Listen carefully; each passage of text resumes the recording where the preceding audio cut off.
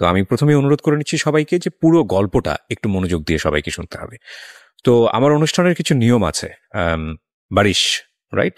বারিশ বারিশ সেটা হলো যে কিছু ফর্মালিটিস আছে, যেমন নামটা নিজের মুখে বলতে হয়, পুরো নামটা, আদার্স যে ব্যাপারগুলো থাকে। তো প্রথমে আমি পুরো নামটা জানতে চাই আপনার কাছে। আমার নাম হচ্ছে বারিশ হক। বারিশ হক। তো নিকনেম হচ্ছে বারিশ। জি। বারিশ মানে তো বৃষ্টি। জি। বৃষ্টি। কোথায় থাকেন আপনি? আমি উত্তরাতে থাকি, ঢাকার উত্তরাতে থাকেন, মানে জন্ম কি ঢাকাতেই হয়েছে? জি, স্থানীয়। ওকে। আর দেশের বাড়ি কোথায়? নোয়াখালী। এটা অসাধারণ গল্প নিয়ে আমরা আজকে এখানে যাত্রা শুরু করছি, বিশেষ করে যারা দেখছেন এবং একসাথে যারা শুনছেন রেডিওতে। আমি টিনেজার যেসব ছেলে মেয়ে আছে এবং কম বেশি ভালোবাসার মধ্যে যারা আছে, তাদের সবাইকে বলবো যে আজকের এই গল্পটা খুব বেশি শিক্ষণীয় একটা গল্প। চলেন বারিশ, আমরা শুরু করি একেবারে। আপনি তো জানেনই আমাদের অনুষ্ঠানের নিয়ম, একেবারে ছোটবেলা থেকে যেখান থেকে বলার আছে আপনার। জি। আমি প্রথমে বলবো যে আমি খুব মধ্যবিত্ত ঘরের একটি মেয়ে। ছোট থেকে দেখেছি যে আমার মা একজন শিক্ষক আছেন এখনো, আমার বাবাও চাকরি করতেন।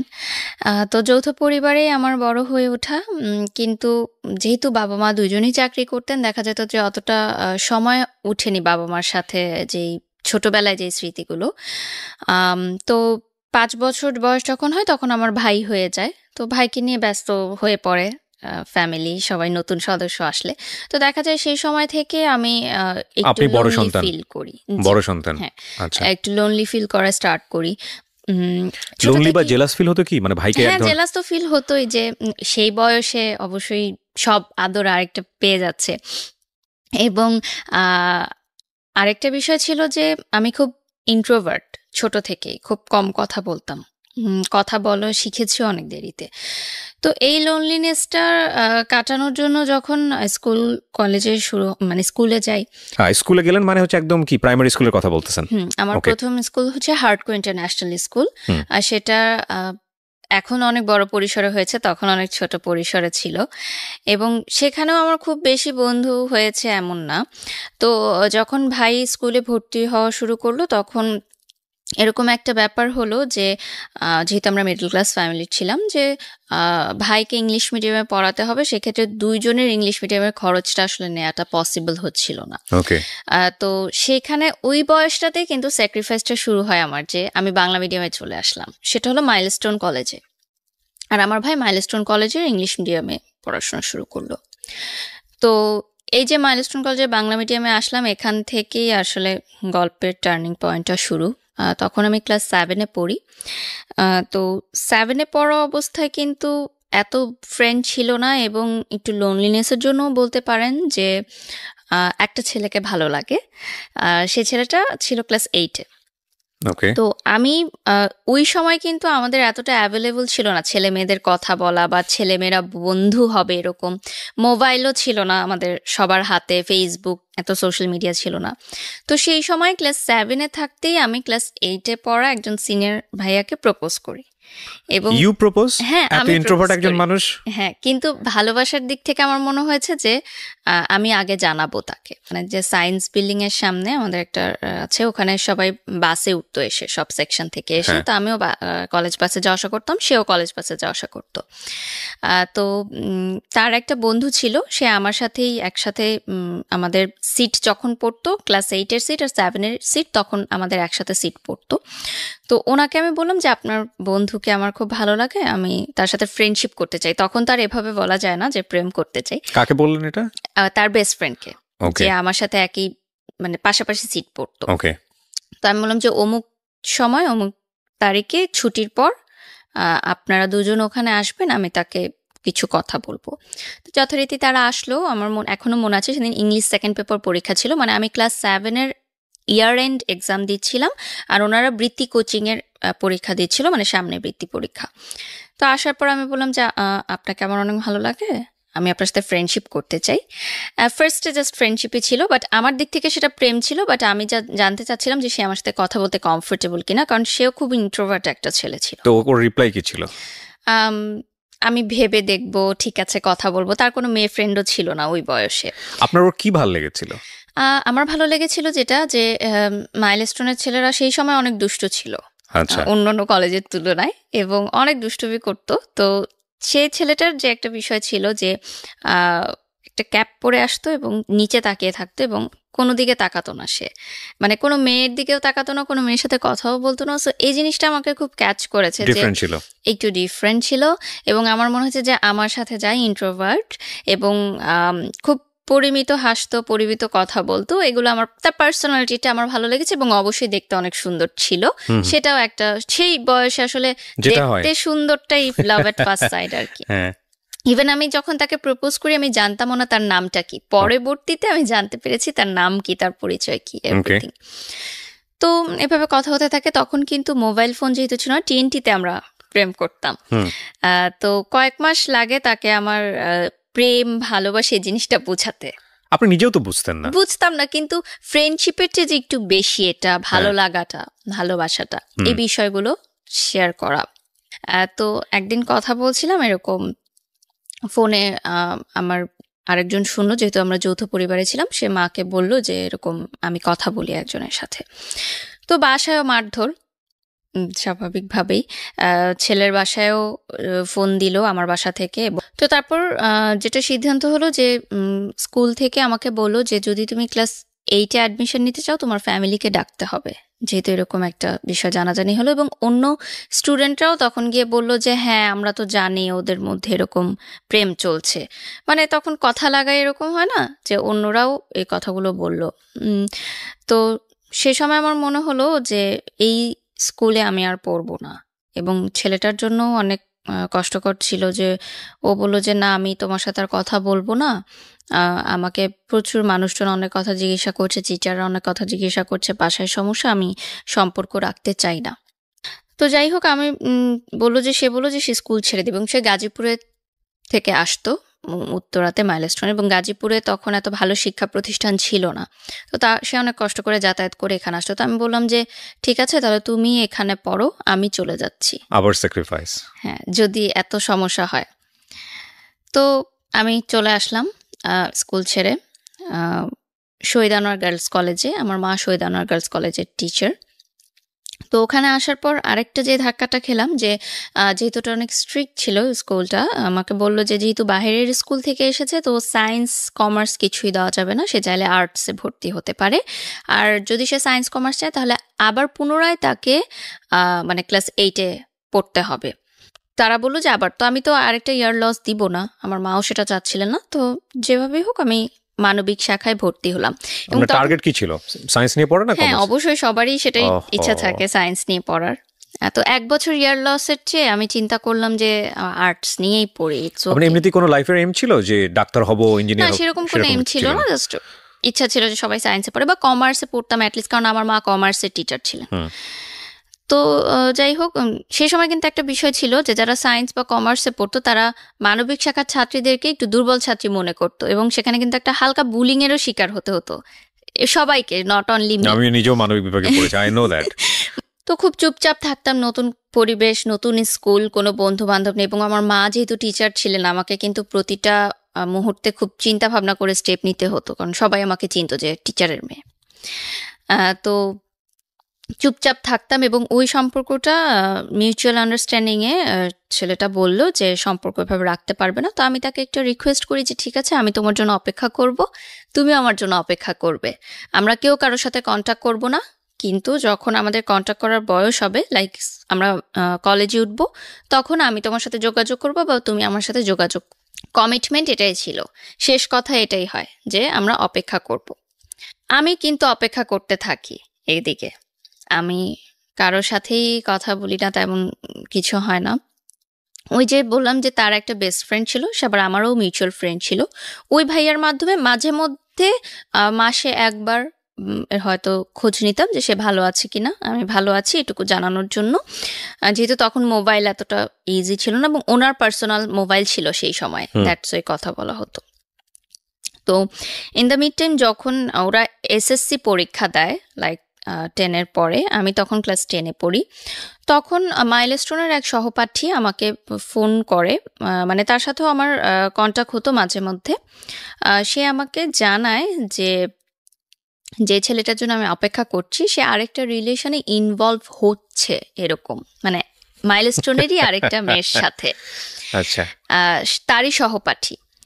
তো আমি প্রথমে সেই জিনিসটা একদমই বিশ্বাস করিনি, কারণ আমার ওই যে মাথায় ছিল যে কমিটমেন্ট, সে আমাকে কমিটমেন্ট দিয়েছে এবং আমি কমিটমেন্ট রাখছি, তার মানে সেও কমিটমেন্ট রাখছে। সে এখনো মানে মনে হয় যে ব্যাপারগুলো অনেক সিলি ছিল, বাট সেই বয়সটাই কিন্তু ডেফিনেটলি আমি এটাই বলবো, মনে যারা হতো না। দেখছেন তাদেরকে বলবো যে এটা আপনি আপনার বয়স দিয়ে জাজ করবেন না, ওই সময়ের বয়সটা দিয়ে জাজ করেন, তাহলে আপনি রিলেট করতে পারবেন অনেক কিছু। বলুন। তো যে বিষয়টা ছিল যে আমি তো ওয়েট করছি, তো আমি মনে করলাম যে ঠিক আছে এসএসসি পরীক্ষাটা শেষ হোক, তারপর আমি তার সাথে সব বিষয় নিয়ে কথা বলবো, এখন তাকে আমি ডিস্টার্ব করতে চাই না। তো এসএসসি পরীক্ষা শেষ হওয়ার পর আমি যখন এসএসসি পরীক্ষা দিব এরকম অবস্থা, তাদের পরীক্ষা শেষ, রেজাল্ট বের হয়েছে, সে সময় ফোনে করলাম, তার মার মোবাইলে ফোন করলাম, সেদিন এত বছর পর এই যে কথা হওয়া। তো সে তো খুবই অবাক যে আমি আবার তাকে ফোন দিব, এটা সে ভাবেনি কখনো। আফটার প্রায় 2 বছর পর কথা হয়, 2-2.5 বছর পর। তো খুব খুশি, আমি ফোন দিয়েছি। তো আমি বললাম যে আমরা তো এখন সম্পর্কটা চাইলে আবার কন্টিনিউ করতে পারি। তো সে বলল আমার কিছু সময় লাগবে, আমি কলেজটা শেষ করতে চাই, তারপর। আমি বললাম যে আরও সময় লাগবে, আচ্ছা ঠিক আছে, আমরা কিছু কিছু কিছু হলে কথা বলতে পারি। তো বললো যে আচ্ছা ঠিক আছে, কিন্তু তোমার এসএসসি পরীক্ষা শেষ হোক, আমিও কলেজে উঠি, তুমিও কলেজে উঠো, এরপর আমরা কন্ট্যাক্ট করব। তো এই যে আবার ছাড়া ছাড়া কন্ট্যাক্ট, মাঝে মধ্যে হয়তো কথা হতো 2 মাসে একবার এরকম। তারপর যখন কলেজে ভর্তি হলাম তখন আমি বললাম যে ঠিক আছে, এবার আমরা ফুল ফ্রেজ রিলেশনশিপে যাই, দুইজনই কলেজে পড়ি, আমি সৈয়দ পড়ি, সে মাইলস্টোনেই পড়ে।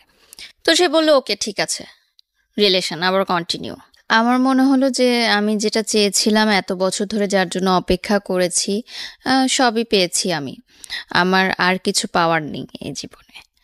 তো শুরু রিলেশনশিপ।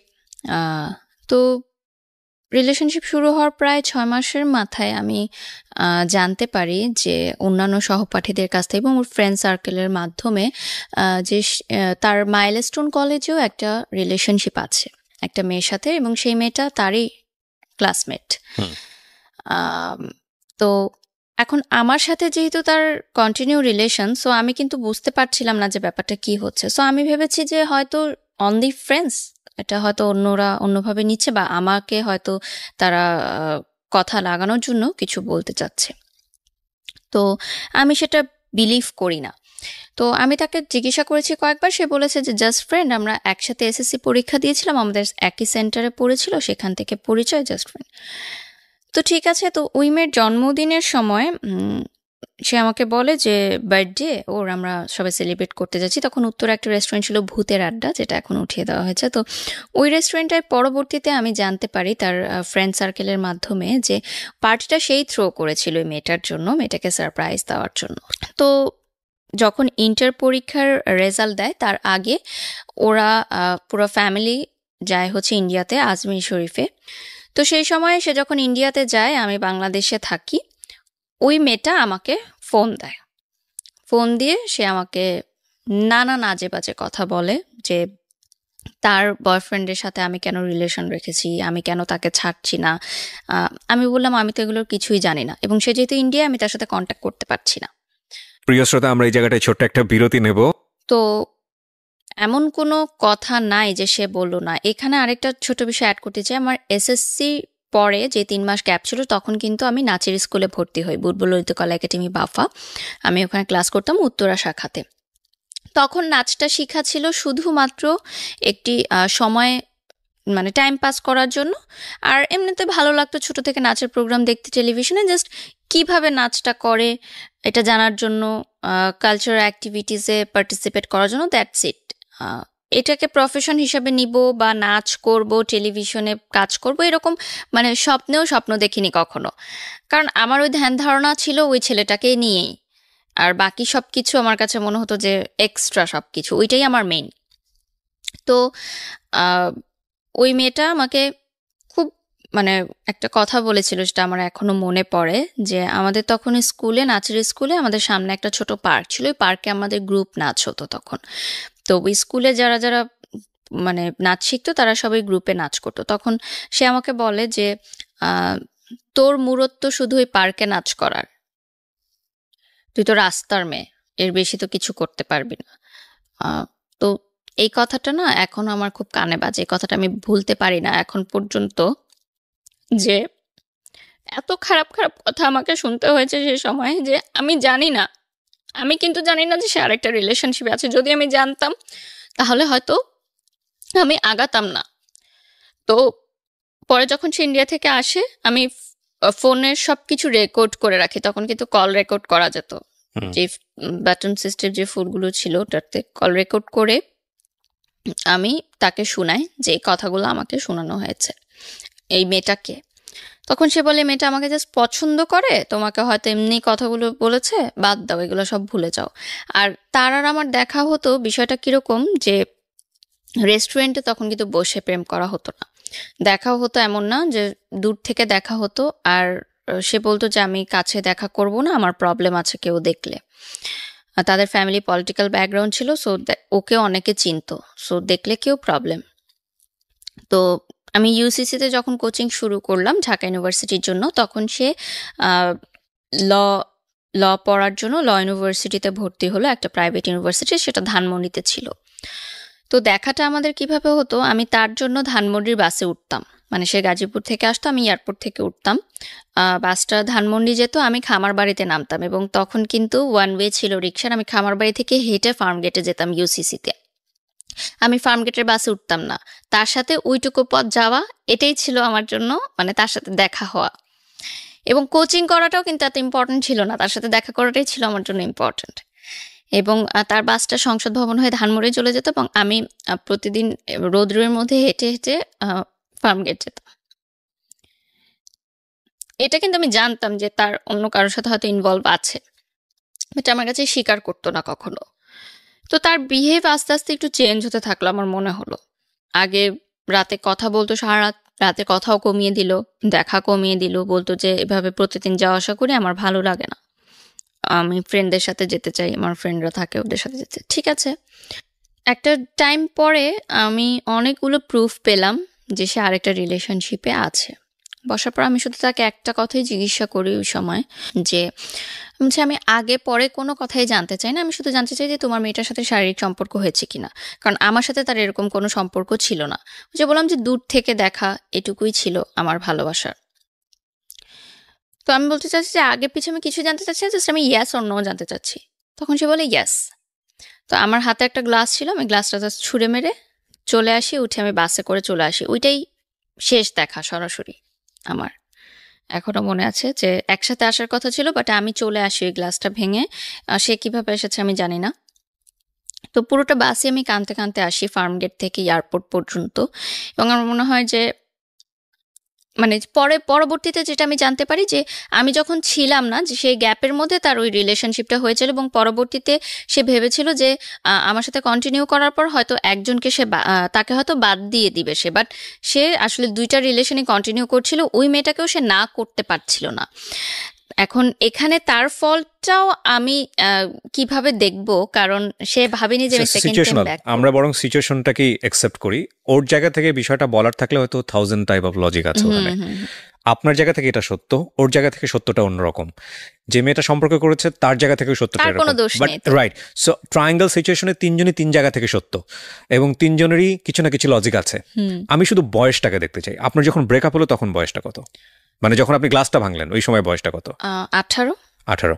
সো 18 এজ, এই যে এত যুক্তি দিয়ে প্রেম চলে না, ডেফিনেটলি চলে না। এখানে ফুল অফ ইমোশন, বয়সন্ধিকাল, এবং এখানে আসলে কি হয়, মানে এত জাজমেন্টে যাওয়াটা খুব মুশকিল। বরং আমরা আপনার জীবনের ঘটনা থেকে আমরা আমাদের যেন শিক্ষাটা নিতে পারি, আমাদের যেন কিছু না কিছু হলো ওই রকম সিদ্ধান্ত নেবার ক্ষেত্রে যেন সতর্ক হতে পারি, যেটা কারণেই আপনি মূলত আজকে এখানে এসেছেন।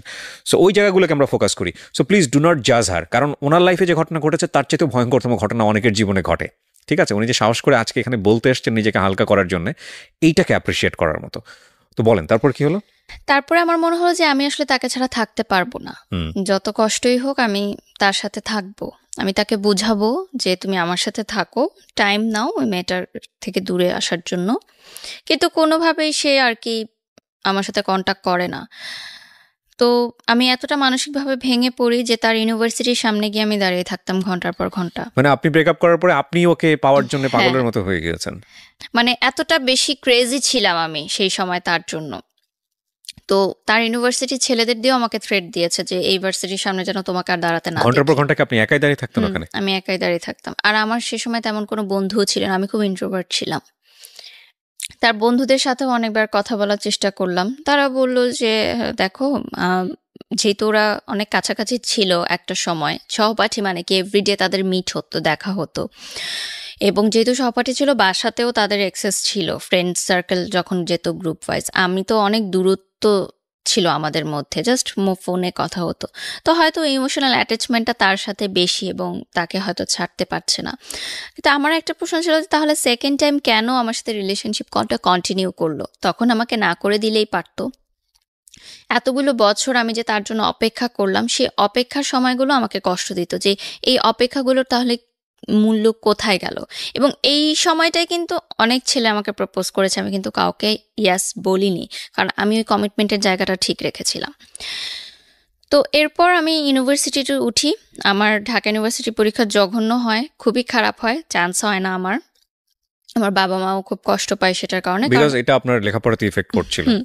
আমি যখন ইন্টার পরীক্ষা দিই তখন আমার যখন প্রেম চলছিল, আমি কিন্তু ইন্টার সেকেন্ড ইয়ারে গোল্ডেন A+ পাই মানবিক শাখা থেকে, এবং ঢাকা বোর্ডে 22তম স্থান অধিকার করি, মানে মোট নাম্বারের দিক থেকে, মানে যোগ করে সব নাম্বার যোগ করে আমি 22তম হই, এবং মানবিক শাখা থেকে প্রথম মানে 22তম আমিই হই। মানে এর আগে যারা হয়েছে 1 থেকে 21 তারা সবাই সায়েন্স বা কমার্সের। ও মানে কম্বাইন্ড? হ্যাঁ, কম্বাইন্ড হোল ঢাকা বোর্ডে আমি 22তম হই। মানে সায়েন্স আর কমার্স কোনো ব্যাপার না, সবকিছু মিলিয়ে হোল। So brilliant. কত সালে এটা?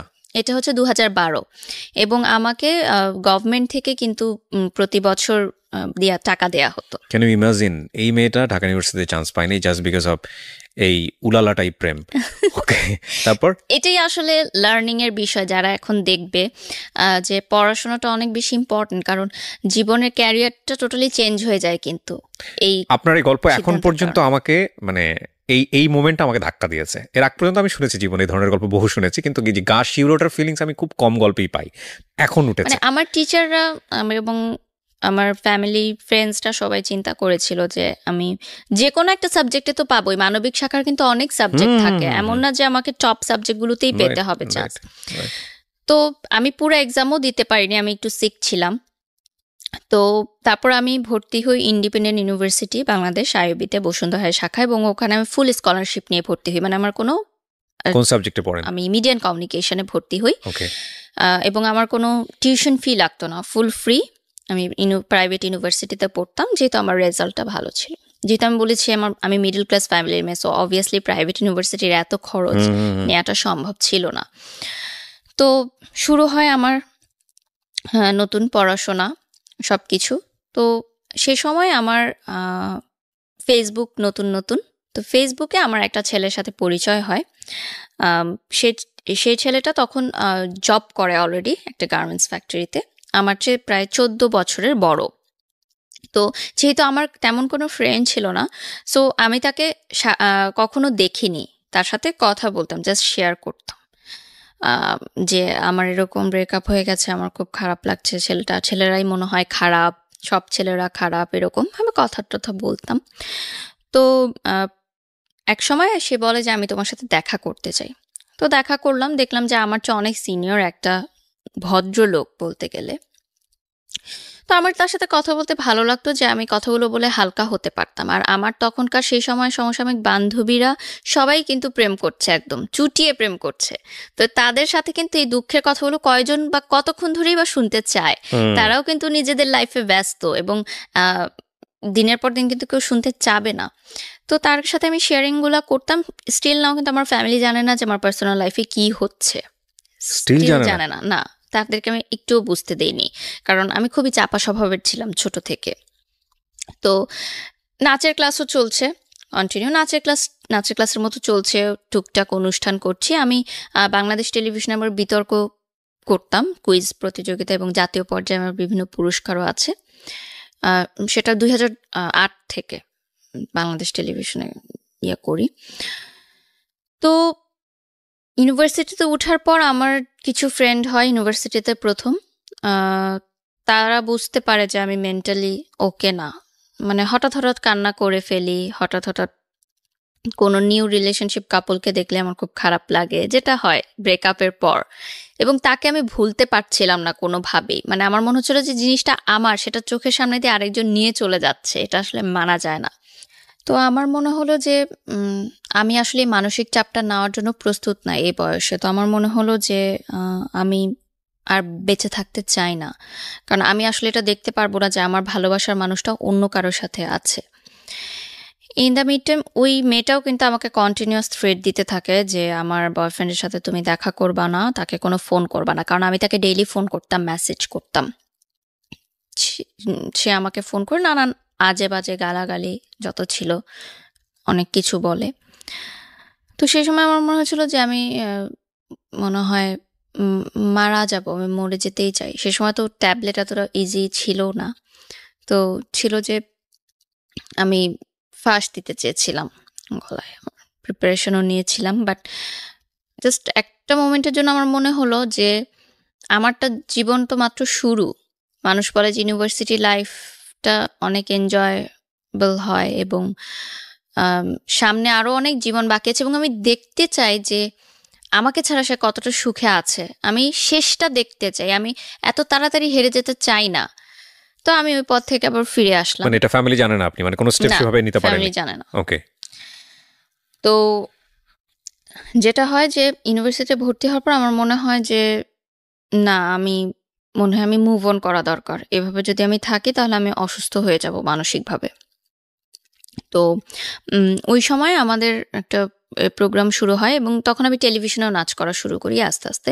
আমাদের স্কুল থেকেই আমাদের নিয়ে যাওয়া হতো। তখন প্রথম বাংলাদেশি আইডল শুরু হয় এসএ টিভিতে, এবং ওখানে আমাদের স্কুল থেকে আমি কাজ করার সুযোগ পাই। ওখানে যে টপ 10 পার্টিসিপেন্টরা থাকে তাদের সাথে জুটি হয়ে নাচ করার সুযোগ পাই আমি। তো আমার তখন বাংলাদেশি আইডলের শুটিং চলতে থাকে। তো এফডিসিতে আমাদের প্রায় 1 সপ্তাহের মতো থাকতে হয়েছিল শুটিংয়ের পারপাসে। তো সেই সময় দেখা যেত অনেক রাতে শুটিং শেষ হতো, আমাদের আসতে অনেক লেট হয়ে যেত। তখন ওই যে যার সাথে আমি কথা বলতাম, যে বললাম যে ভদ্রলোক, উনি আমাকে নিয়ে যাওয়া আসা করতেন অ্যাজ আ ফ্রেন্ড। গার্মেন্টসের সেই ভদ্রলোক চাকরি করেন, মানে উনি মার্চেন্ডাইজার ছিলেন। ওকে। তো উনি আমাকে নিয়ে যাওয়া আসা করতেন এবং একটা গুড ফ্রেন্ডশিপ আমাদের মধ্যে তৈরি হয়। তো ওই বাংলাদেশে আইডল চলাকালীন সময় সে আমাকে বিয়ের প্রস্তাব দেয়। আচ্ছা। যে সে আমাকে বিয়ে করতে চায়।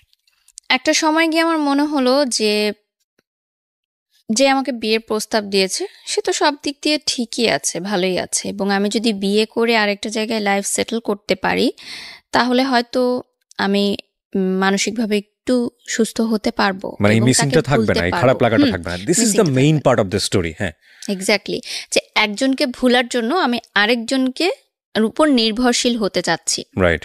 এবং বিয়ে করলে একটা নতুন বাড়িতে আমি যাব, সেখানে এটা শুধু আপনার পারসেপশন না, কিন্তু এটা কিন্তু আমাদের সমাজের পারসেপশন। অনেক সময় দেখবেন যে মেয়ে কাউকে পছন্দ করেছে, বাবা মা সেটা জেনে ফেলেছে, যত দ্রুত পারো বিয়ে দিয়ে দাও, এবং এই বিয়ে দিয়ে দিলে কি হয়ে গেল, ব্যাস প্রবলেম সলভ।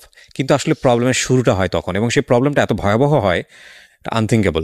তবে এইটা যে আসলে সবসময় যে কাজ করে না তাও না, কারণ প্রিমিটিভ অনেকেই সুখে থাকে কিন্তু, এবং অনেকে জোর করে দিয়েও একটা পর্যায়ে মানিয়ে নিতে নিতে মোটামুটি সেটেল হয়ে যায়। সুখে থাকাটা আসলে নিজের বিষয়। এবং আরেকটা বিষয় হলো যে ধরেন সংসার জীবনে কেউ সুখী না, কিন্তু দেখা গেল যে হচ্ছে না, দুজনের মধ্যে ম্যাচ হচ্ছে না, তো একটা বাচ্চা নিয়ে নাও, বাচ্চা নিয়ে নিলেও হয়ে যাবে। সামটাইম ইট ওয়ার্কস, যদি কাজ না করে তাহলে এটা ওয়ার্স্ট লাইফ।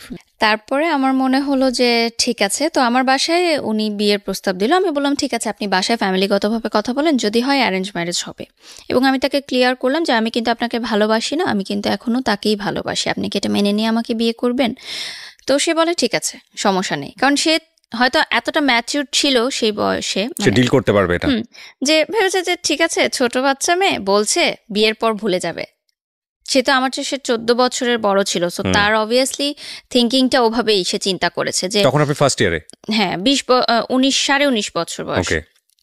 তো বাসায় প্রথমে যখন উনি বলে তখন বাসায় মেনে নেয় না, কারণ উনি আমার চেয়ে বয়সের এজ ডিফারেন্সটা অনেক ম্যাটার ছিল, এবং বাসা থেকে বলে যে না, এখন তো মানে বয়সের এজ ডিফারেন্সটাই বেশিরভাগ ম্যাটার ছিল।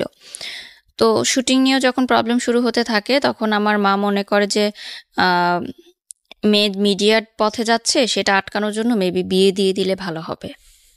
যেটা মানে হয়তো তারা এটা ভেবেছিল যে সংসার তো করতেই হবে, আজ হোক কাল হোক।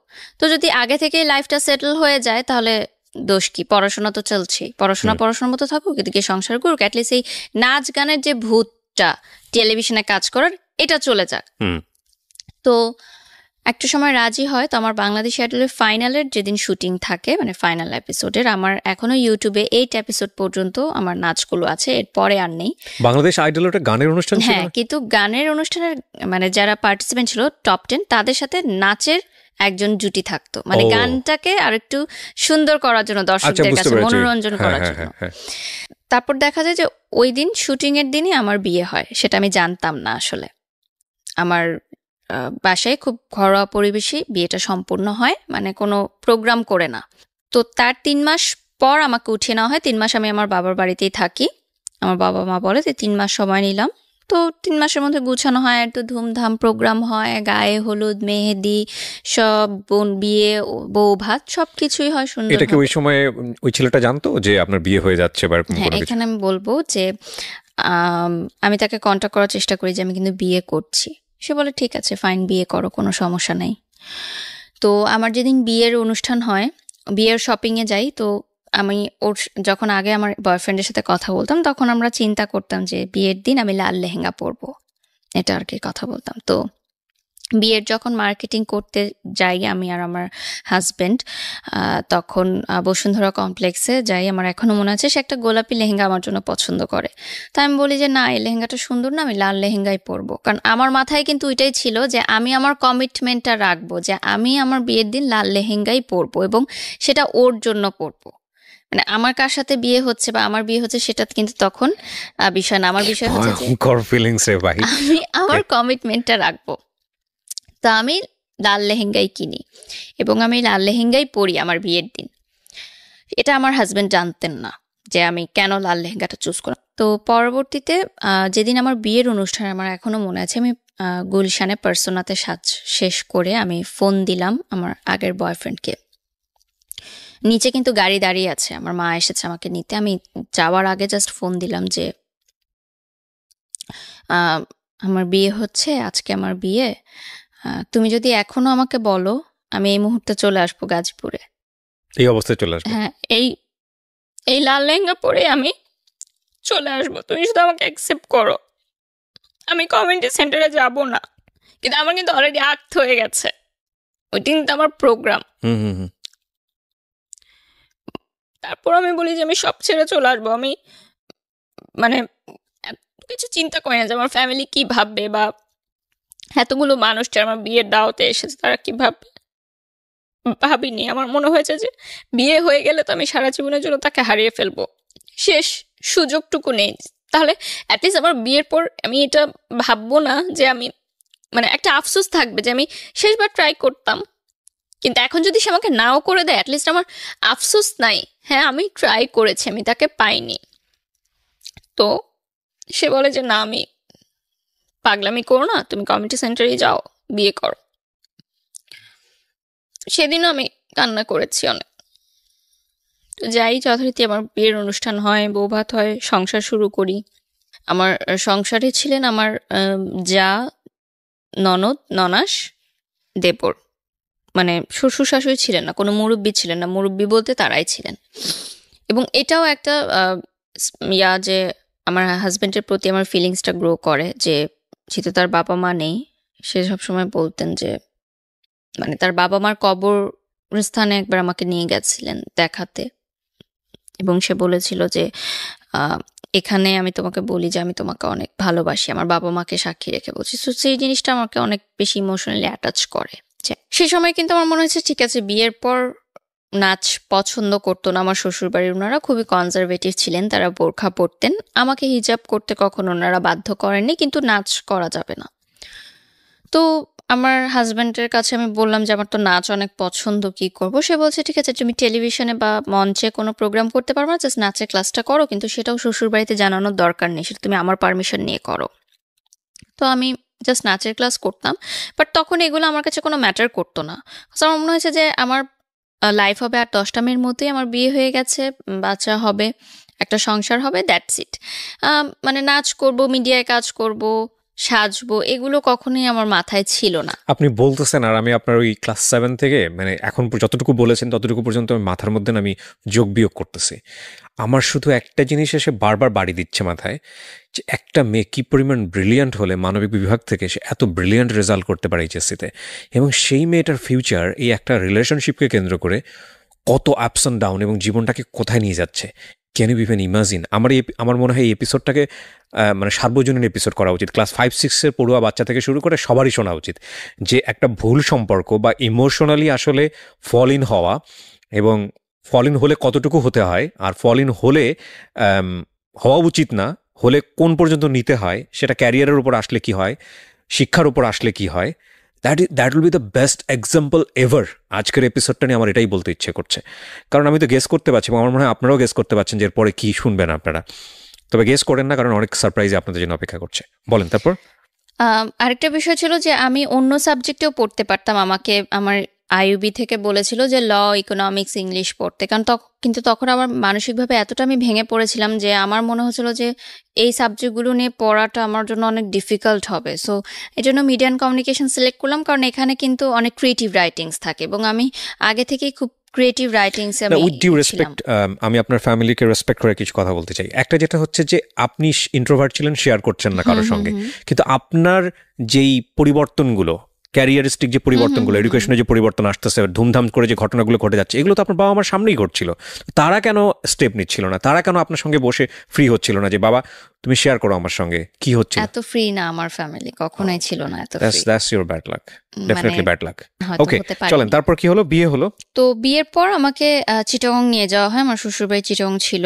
তো আমি না এত ফাস্ট সবকিছু হয়েছে, আমি না বুঝতে পারিনি যে বিয়েটা কি জিনিস বা কি হয়েছে আমার লাইফে, কি চেঞ্জটা এসেছে। তো আমার প্রথম তখন আমার ফিল হয়েছে যে যখন আমার বাসার সামনে দিয়ে গাড়িটা চলে যাচ্ছে চিটাগংয়ের উদ্দেশ্যে, তখন আমার বুকে একটা মোচড় লাগে যে আমি তো আমার বাসায় ঢুকছি না, আমি কেন অন্য কোথাও চলে যাচ্ছি, ওই গলিতে ঢুকছি না, আমি সোজা কেন চলে যাচ্ছি। মানে আমার মনে হচ্ছে যে আমি এটা কি করলাম। মানে তখন আমি ফার্স্ট বুঝতে পেরেছি যে আমার লাইফ চেঞ্জ হয়ে গেছে। তো চিটাগং যাওয়ার পর আমাদের ভালো সময় কাটে, কিন্তু একটা বিষয় যে তার পরিবার আমাকে কিন্তু মেনে নেয়নি কখনো। কিন্তু তার মানে আমার হাজব্যান্ডের ফ্যামিলি, মানে আমার শ্বশুরবাড়ি চেয়েছিল যে তাদের পছন্দের কোনো মেয়ের সাথেই তার বিয়েটা হোক, এবং তাদের ফ্যামিলিতে এরকম মানে প্রাইভেট ইউনিভার্সিটিতে পড়াশোনা করে, নাচ করে, হিজাব পরে না, এরকম মেয়ে আসলে তারা কখনোই মানে তাদের পছন্দনীয় ছিল না। তাদের পছন্দ ছিল যে এরকম ইন্টার পাস করা কোনো মেয়ে ঘরে থাকবে, ঘরে কাজ করবে, হিজাব পরবে, বোরখা পরবে, আরও 10টা ফ্যামিলি যেরকম চিন্তা করে মিডল ক্লাস ফ্যামিলি, তাদের পার্সপেক্টিভ থেকে ইটস ওকে। তো একটা সময় গিয়ে পর আমার শ্বশুরবাড়ি থেকে জানাজানি হলো যে আমি নাচের ক্লাস কন্টিনিউ করছি। তো সেখানে আমার জামাইকে বলা হলো যে নাচের ক্লাস সে কন্টিনিউ করতে পারবে না। তো আমার হাজব্যান্ড বললো যে নাচ করা যাবে না, ক্লাসও করা যাবে না, তো বন্ধ, আমার নাচ ওখানেই শেষ। বলে আসলাম বাফায় যে আমি আর আসতে পারবো না স্যার ক্লাস থেকে। আমার গুরুজির কথাই কারণ আমি স্মরণ করব, শ্রদ্ধেয় আমিরুল মনি স্যার, উনি আমাকে যথেষ্ট সাপোর্ট করেছেন সব সময়। মানে একদম প্রথম থেকে মানে নাচের জীবনটা আমার এতটা কষ্ট ছিল যে শেখার চেষ্টা থাকলেও আমার এত বাধা এসেছে যে আমি পরিপূর্ণভাবে শিক্ষাটা নিতে পারিনি নাচের ব্যাপারে। মানে অনেক কিছু এখনো আমি তাল লয়গুলো ক্যাচ করতে পারি না, বাধা হয়ে তো আমার শিক্ষাটা হয়েছে। তো আমার যখন নাচ নিয়ে বাসায় প্রবলেম হচ্ছিল তখন কিন্তু আমাকে বাসা থেকে, মানে বিয়ের আগের কথা বলছি, আমি এটা অ্যাড করছি, যে তখন কিন্তু আমাকে অফ করে দেওয়া হয়েছিল নাচের প্রোগ্রামটা, অফ করে দেওয়া হয়েছিল নাচের ক্লাসটা। তখন আমি বাসায় না জানিয়ে নাচের ক্লাস করতে যেতাম এবং আমার টিফিনের টাকা বাঁচিয়ে আমি বাফার 300 টাকা ছিল তখন বেতন, সে 300 টাকা দিতাম। আমি না খেয়ে থাকতাম, টিফিনের জন্য আমাদের যে টাকাটা দিত ওটা আমি বাঁচিয়ে রাখতাম নাচের ক্লাসের বেতনটা দেওয়ার জন্য। তো আমি যখন আমার ইন্টার পরীক্ষার আগের কথা বলছি, যে এসএসসিতে আমার রেজাল্ট অনেক খারাপ হয় ওই রিলেশনশিপের কারণে। তো ইন্টার সেকেন্ড ইয়ারের আগে আমার ফ্যামিলি থেকে বলে যে নাচটা এখন অফ রাখো, কারণ তোমার সামনে বোর্ড পরীক্ষা, বাট তখন আমি নাচটা কন্টিনিউ রাখি এবং আমি মানে কলেজ ড্রেস পরে আমি নাচের ক্লাসে যেতাম, মানে প্রাইভেট পড়ার নাম দিয়ে মিথ্যা কথা বলে যেতাম। তখন আমার গুরুজি আমাকে বলেছিলেন যে তুমি একদিন অনেক বড় কিছু করতে পারবা। মানে এত নাচ শেখার জন্য যে এতটা ইচ্ছা, এটা আসলে সবার মধ্যে দেখা যায় না। তো ওই সময় যখন আমার নাচটা বন্ধ হয়ে গেল, তখন আমার গুরুজি বললেন যে ঠিক আছে, সমস্যা নাই, বিয়ে হয়েছে, সংসার করো, পরে কখনো নাচ শেখা আবার শুরু করো, নাচ শেখার তো কোনো বয়সের শেষ নাই, বাট হাজবেন্ড যেটা বলে সেটা শোনা উচিত। তো শেষ হয়ে গেল আমার নাচের লাইফ, শুধুমাত্র পড়াশোনা। তো একটা সময় গিয়ে দেখা গেল যে আমি অ্যাক্সিডেন্টলি কনসিভ করি বিয়ের পরই। তো কনসিভ করার পর আমার মা বিয়ের আগেই বলে দিয়েছিল যে আমি বিয়ে দিচ্ছি তোমাকে, মানে আমার মেয়ের সাথে, কিন্তু আমার মেয়ের পড়াশোনায় কোনো হ্যাম্পার হওয়া যাবে না। যখন আমি দেখলাম যে আমি কনসিভ করেছি অ্যাক্সিডেন্টলি, তখন আমার হাজব্যান্ড বলল যে এখন যদি আমি মানে কনসিভ করি তাহলে তো আমার সেমিস্টারটা ড্রপ পড়বে, তার মানে আমার পড়াশোনা কিন্তু একদমই স্টপ হয়ে যাচ্ছে। তো উনি ডিসাইড করলেন যে আমরা বাচ্চাটা রাখবো না। এটা আমার সিদ্ধান্ত ছিল না, কারণ ওই সময় আমি কিন্তু ইমোশনাল ছিলাম এবং আমি কিন্তু রাখতে চেয়েছিলাম বাচ্চাটা। সে বললো যে আমরা এটা নিব না, কারণ তোমার মা আমাকে অনেক আশা করে তোমাকে দিয়েছে, সো আমি যদি এখন তার কথাটা না রাখি এটা ভালো দেখায় না, আর আমি এখনো প্রিপেয়ার্ড না। তো ওই বয়সে যখন আমি ফার্স্ট প্রেগনেন্ট হলাম, সেদিন থেকে প্রথম আমি আমার এক্স বয়ফ্রেন্ডকে ফোন দেওয়াটা অফ করে দিই। আচ্ছা। কারণ আমার ভেতরে একটা অন্যরকম একটা ফিলিংস কাজ করা শুরু করে। মানে কিছুদিন, জাস্ট এক সপ্তাহ আমরা সময় নিয়েছিলাম ভাবার যে আমরা এটা কি করব, মানে আমরা কি মেন্টালি প্রিপেয়ার্ড এই বেবিটার জন্য নাকি না। তো সেই এক সপ্তাহের মধ্যে আমার মানসিকতা টোটালি চেঞ্জ হয়ে যায় যে না, আমার লাইফ চেঞ্জ হয়ে গেছে, আমি আরেকজনের বাচ্চার মা হচ্ছি, সো আমি তাকে ফোন দিব না আর, এটা তাহলে আমার বাচ্চার সাথে অন্যায় করা হবে। সেদিন থেকে আমি ডিসিশন নেই যে আমি তার সাথে আর কোনো কন্ট্যাক্ট করব না, এবং আমি কন্ট্যাক্ট করিও না, টোটালি অফ করে দিই। তো আমার হাজব্যান্ড একটু রাগে ছিলেন প্রথম থেকেই, অফিসের প্রেশারে থাকতেন, এই জন্য হয়তো রাগ করতেন। তো আমি একদিন প্রথম বলি যে আমাদের ইউনিভার্সিটি যে তখন ফ্ল্যাশ মবের একটা ট্রেন্ড শুরু হয়, তো ফ্ল্যাশ মবে আমাকে, যেহেতু আমি নাচ করতাম, এটা জানতো ইউনিভার্সিটিতে অনেকে, তো তারা বলে যে ফ্ল্যাশ মবে আমি সামনে দাঁড়াবো, আমার একটা অ্যাক্ট করতে হবে। তো আমি আমার হাজব্যান্ডকে বাসায় বলি, তো সেদিন প্রথম সে আমার গায়ে হাত তুলে, এই নাচকে কেন্দ্র করে। হ্যাঁ, মানে গায়ে হাত তুলে যে নাচ মানা করার পরও কেন তুমি ভার্সিটিতে এটা জানালে, এবং তোমাকে কেন বললো ফ্ল্যাশ মবের জন্য, মানে তোমাকে বললো কেন, মানে আমি তো মানা করেছি। বিয়ের আগে কি আপনি এই বিষয়গুলো নিয়ে কথা বলেনি তার সঙ্গে, যে আমার নাচ বা আমার অন্যান্য জায়গাগুলো, এগুলো এত ফার্স্ট সবকিছু হয়েছে যে মানে আপনি এই বিষয়গুলো নিয়ে কথা বলতে পারেন? কথা বলা হয়নি, বাট তখন এই বিষয়গুলো উঠেনি আসলে। তার পরিবারে যাওয়ার পর আমি বুঝতে পেরেছি, বা তার পরিবার থেকে আমাকে বলেছে যে এরকম করা যাবে না। তো যেদিন ফ্ল্যাশ মবের রেকর্ডিং হয় সবাই রেডি ছিল, তো আমার ফ্রেন্ডরা, আমার ইউনিভার্সিটির ফ্রেন্ডরা আমাকে সমানে ফোন দিচ্ছে যে দোস্ত তুই কই, সবাই তো তোর জন্য ওয়েট করতেছে। তো আমি বলছি আমি একটু অসুস্থ, আমি আসতে পারবো না, কারণ আমি এই ডোমেস্টিক ভায়োলেন্সের বিষয়গুলো আমি তো অবভিয়াসলি ইউনিভার্সিটির ফ্রেন্ডদেরকে তখন বলবো না, আমি বলে আমি অসুস্থ, আমি আসতে পারবো না। ওকে, আমরা এখান থেকে বিরতিতে যাব প্রিয় শ্রোতা, ছোট্ট একটা ব্রেক। ওই দিন আমার ক্লাস ছিল এবং আমার মনে আছে আমার পরীক্ষাও ছিল, আমি অ্যাটেন্ড করিনি, শুধুমাত্র কারণ আমি অ্যাটেন্ড করলে আমাকে তো ফ্ল্যাশ মবে অ্যাটেন্ড করতে হবে এবং আমাকে বলতে তো হবে যে আমি কেন করছি না। সো আমি যাইনি ওই দিন ইউনিভার্সিটিতে। ওই দিন থেকে শুরু হয় আমার ডোমেস্টিক ভায়োলেন্সের যে বিষয়টা। তো এরপর থেকে আমার শ্বশুরবাড়ি থেকে নানানভাবে আমাকে বিভিন্ন কথাবার্তায় মানসিক নির্যাতন করা হতো, বিভিন্ন ছোটোখাটো কথাতেই। যেহেতু রান্না পারতাম না, আমি ট্রাই করতাম, বাট ওই বয়সটা তো অতটা আমি পারতাম না হয়তো, বা এত কিছু বুঝতাম না যে কার সামনে কি বলতে হবে বা কীরকম। তো এই বিষয়গুলো নিয়ে আমার শ্বশুরবাড়িতে অনেক কমপ্লেন ছিল আমার নামে। এবং বিয়ের প্রথম দিন সকালবেলা মিষ্টি জাতীয় কিছু মনে হয় বানাতে হয়, এটা আমার জানা ছিল না। করেন লাগে মানে সত্যি করতে হয়? হ্যাঁ, করতে হয় নাকি, হয়তো এটা দেশ ওয়াইজ হয়তো ডিফারেন্ট থাকে, চিটাগং এ হয়তো বা অন্য কোনো ডেতে, বা এটা তো অনেকের ফ্যামিলি ট্র্যাডিশন থাকে। তো আমি সেরকম যেহেতু কিছু করিনি, আমি এই জন্য হয়তো অনেক সময় কথা আমাকে বলে, মানে they are not happy with me. Okay. এবং তারা আমার ফ্যামিলি নিয়েও অতটা হ্যাপি ছিল না। একটা টাইমে তাদের ফ্যামিলি থেকে একজন বলে, আমি নাম মেনশন করব না, যে এখানে কারণ আমি আমরা এখন পর্যন্ত মেনশন করিনি, রাইট? ইনলস থেকে একজন বলে যে আমার ফ্যামিলি থেকে তো তারা যে সম্পত্তি আছে আমার নামে বা কিছু যদি দেয়, তো সেটা দিয়ে তো আমার হাজব্যান্ড একটা বিজনেস করতে পারে, কেন সেটা দিচ্ছে না? মানে তারা চাইলেই তো তাদের জামাইকে অ্যাফোর্ড করতে পারে। যদিও আমার ফ্যামিলি মিডল ক্লাস ছিল, তারপরও যে সম্পত্তিগুলো থাকে, জমি জমা আসলে বিষয়াদি। তো এই বিষয়টা আমি আমার ফ্যামিলিতে জানাই এবং আমার ফ্যামিলি সেটা মানে বলে যে এটা তো ঠিক না যেটা তারা বলছে আমাকে। তো যাই হোক, এই টাইমের মধ্যেই আমার হাজব্যান্ড ফার্স্ট স্ট্রোক করে। স্ট্রোক করে? হ্যাঁ, মাইল্ড স্ট্রোক করে। এটা একটা মানে কাজের প্রেশারেই হতে পারে বা ফ্যামিলির প্রেশারেও হতে পারে। হ্যাঁ, আমার সাথে কোনো সমস্যার কারণে না, মানে কোনো ঝামেলার কারণে না।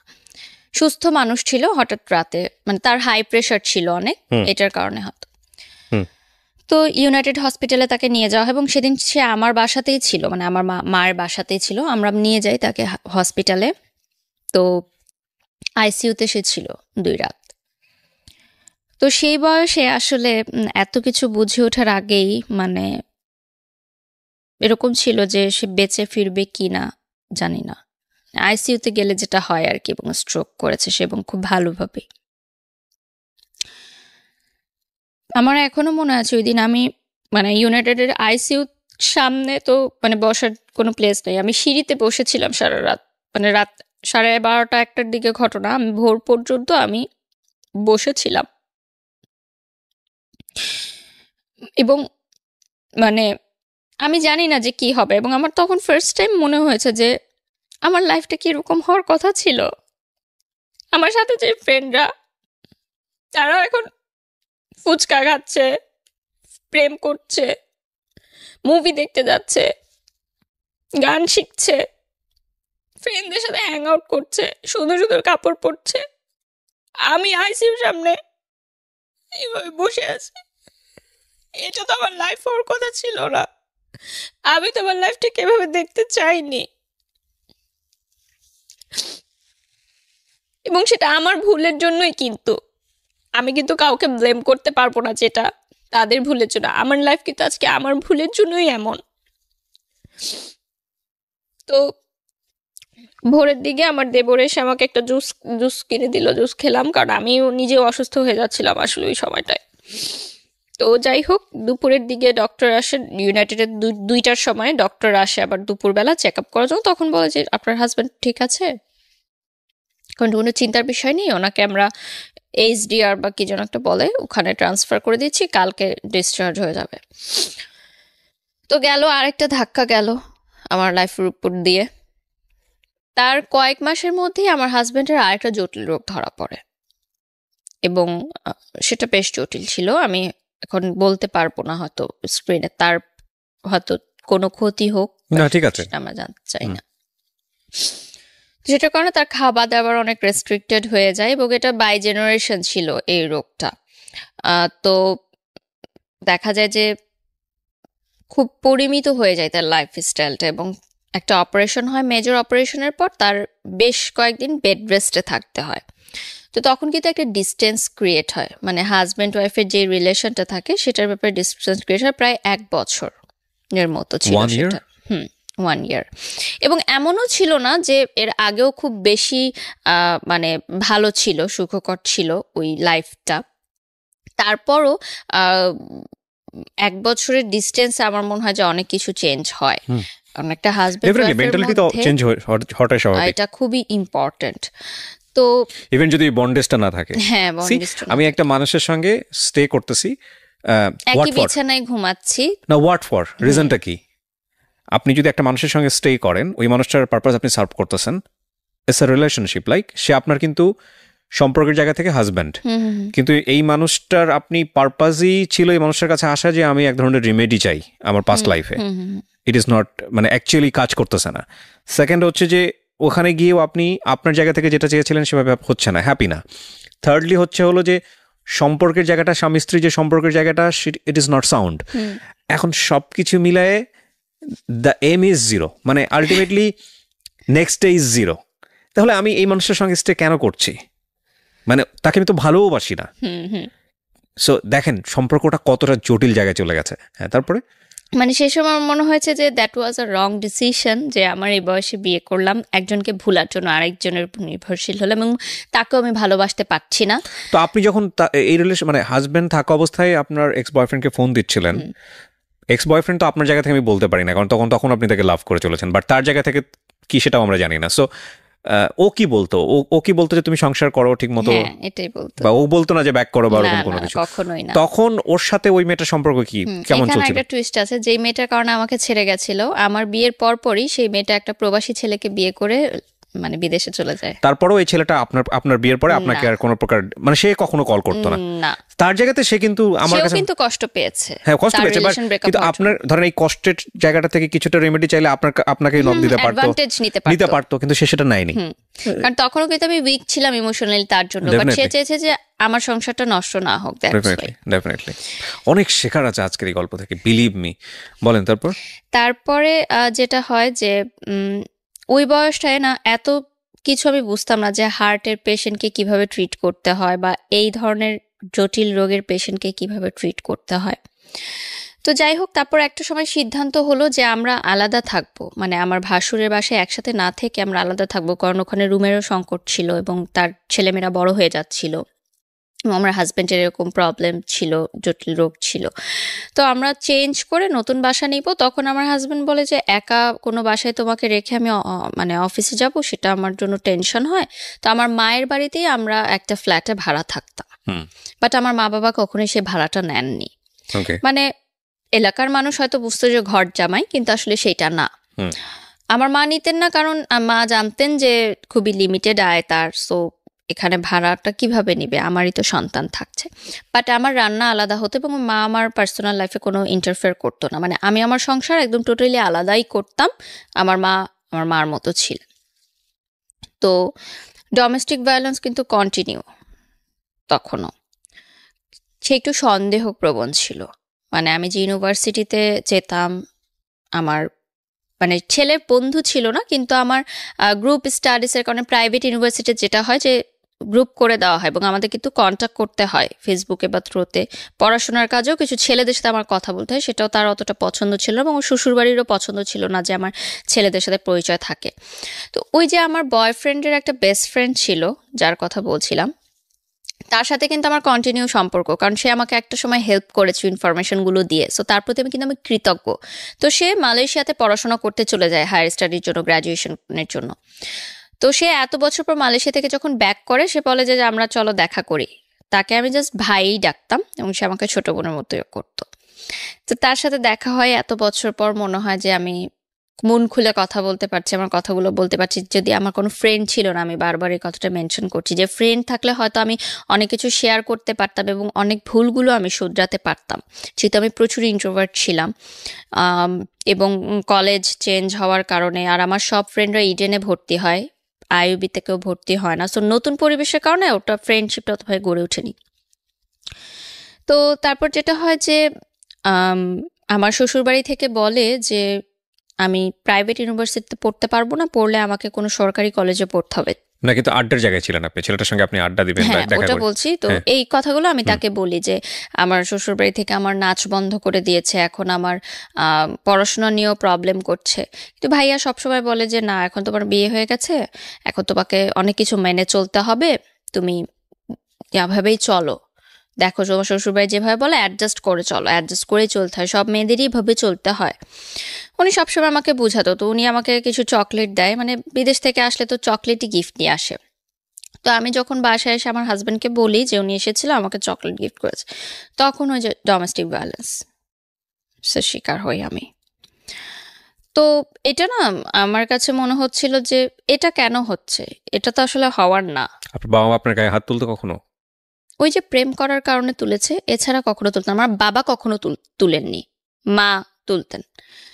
সেটা কিন্তু আমার দোষে, ঠিক আছে, বাট ওরকম না, কিন্তু পরবর্তীতে কিন্তু সন্তান কিন্তু সন্তানই, সবাই ছোটবেলায় মার খেয়েছে বাবা মার হাতে, ওইটা কিন্তু ডোমেস্টিক ভায়োলেন্সের পর্যায়ে পড়ে না, যদি না এক্সট্রিম হয় তখন আমরা সেটাকে কিন্তু বলতে কজ পারি। কি ছিল, মানে আপনি ওনার সঙ্গে দেখা করেছেন এই কারণে? দেখা করেছি, এজন্য সন্দেহ করতো আপনাকে? সন্দেহপ্রবণ ছিল, কারণ আমি ছোট ছিলাম তার চেয়ে বয়সে, এই জন্য হয়তো। এবং আমার তখন ফেসবুকে প্রচুর ছেলেরা আমাকে নক দিত, কারণ আমাকে দেখে বোঝা যেত না যে আমি ম্যারিড, এবং ইউনিভার্সিটিতেও ছেলেরা নক দিত, কারণ ওই বয়সটায় আসলে আমি যে ম্যারিড ওরকম একটা লুকও আমার ছিল না আসলে যে আমি ম্যারিড। তো সব দিক থেকে সমস্যা বলছিল যে আমি পড়াশোনা করতে পারবো না, আমি ইউনিভার্সিটি যেতে পারবো না, কারণ ইউনিভার্সিটি গেলেই আমি দেখা যাবে বাইরে যাচ্ছি। মানে এটা আপনার বাড়িতে বসেই এই ঘটনা? কিন্তু আমার মা বাবা বা ফ্যামিলিকে আমি কখনো এগুলো বুঝতে দেইনি, মানে এই জায়গাগুলোতে ইন্টারফেয়ার করতে দেননি যে আমার সংসারের জীবনে? আমার যে প্রেগন্যান্সির ব্যাপারটাও কিন্তু আমার বাসায় এখনো জানে না। আমি বলবো যে মানসিকভাবেও অনেক আমাকে হ্যারাস করা হতো, আমার শ্বশুরবাড়ির লোকজনদের নানান মন্তব্যে আমি প্রচুর কষ্ট পেতাম মানসিকভাবে। সেই কথাগুলো আমি এখন হয়তো বলবো না, কারণ তাদের একটা সোশ্যাল স্ট্যাটাস আছে, বাট খুবই কষ্টদায়ক অ্যাকচুয়ালি বোথ সাইড থেকে বিষয়টা ম্যাচ ছিল না। তো যেটা হয় যে একটা সময় পর আমার মনে হয় যে তার সন্দেহ প্রবণতাটা অনেক বেড়ে গেছে, এবং সে কোনো কিছু সহজভাবে নিতে পারছে না। ইন দ্য মিড টাইম আমি সোশ্যাল মিডিয়াতে কিছু গার্লস গ্রুপ থাকে না, তখন সেই গার্লস গ্রুপে আমার ছবি পোস্ট করতাম, আমার শ্বশুরবাড়ির ছবি পোস্ট করতাম, হাজব্যান্ডের, এবং কি রান্না করলাম ডেলি রান্নার ছবিগুলো পোস্ট করতাম। তো খুব ভালো রেসপন্স আসতো, হাজার হাজার লাইক কমেন্ট আসতো, মেয়েরা আমাকে খুব পছন্দ করতো। যে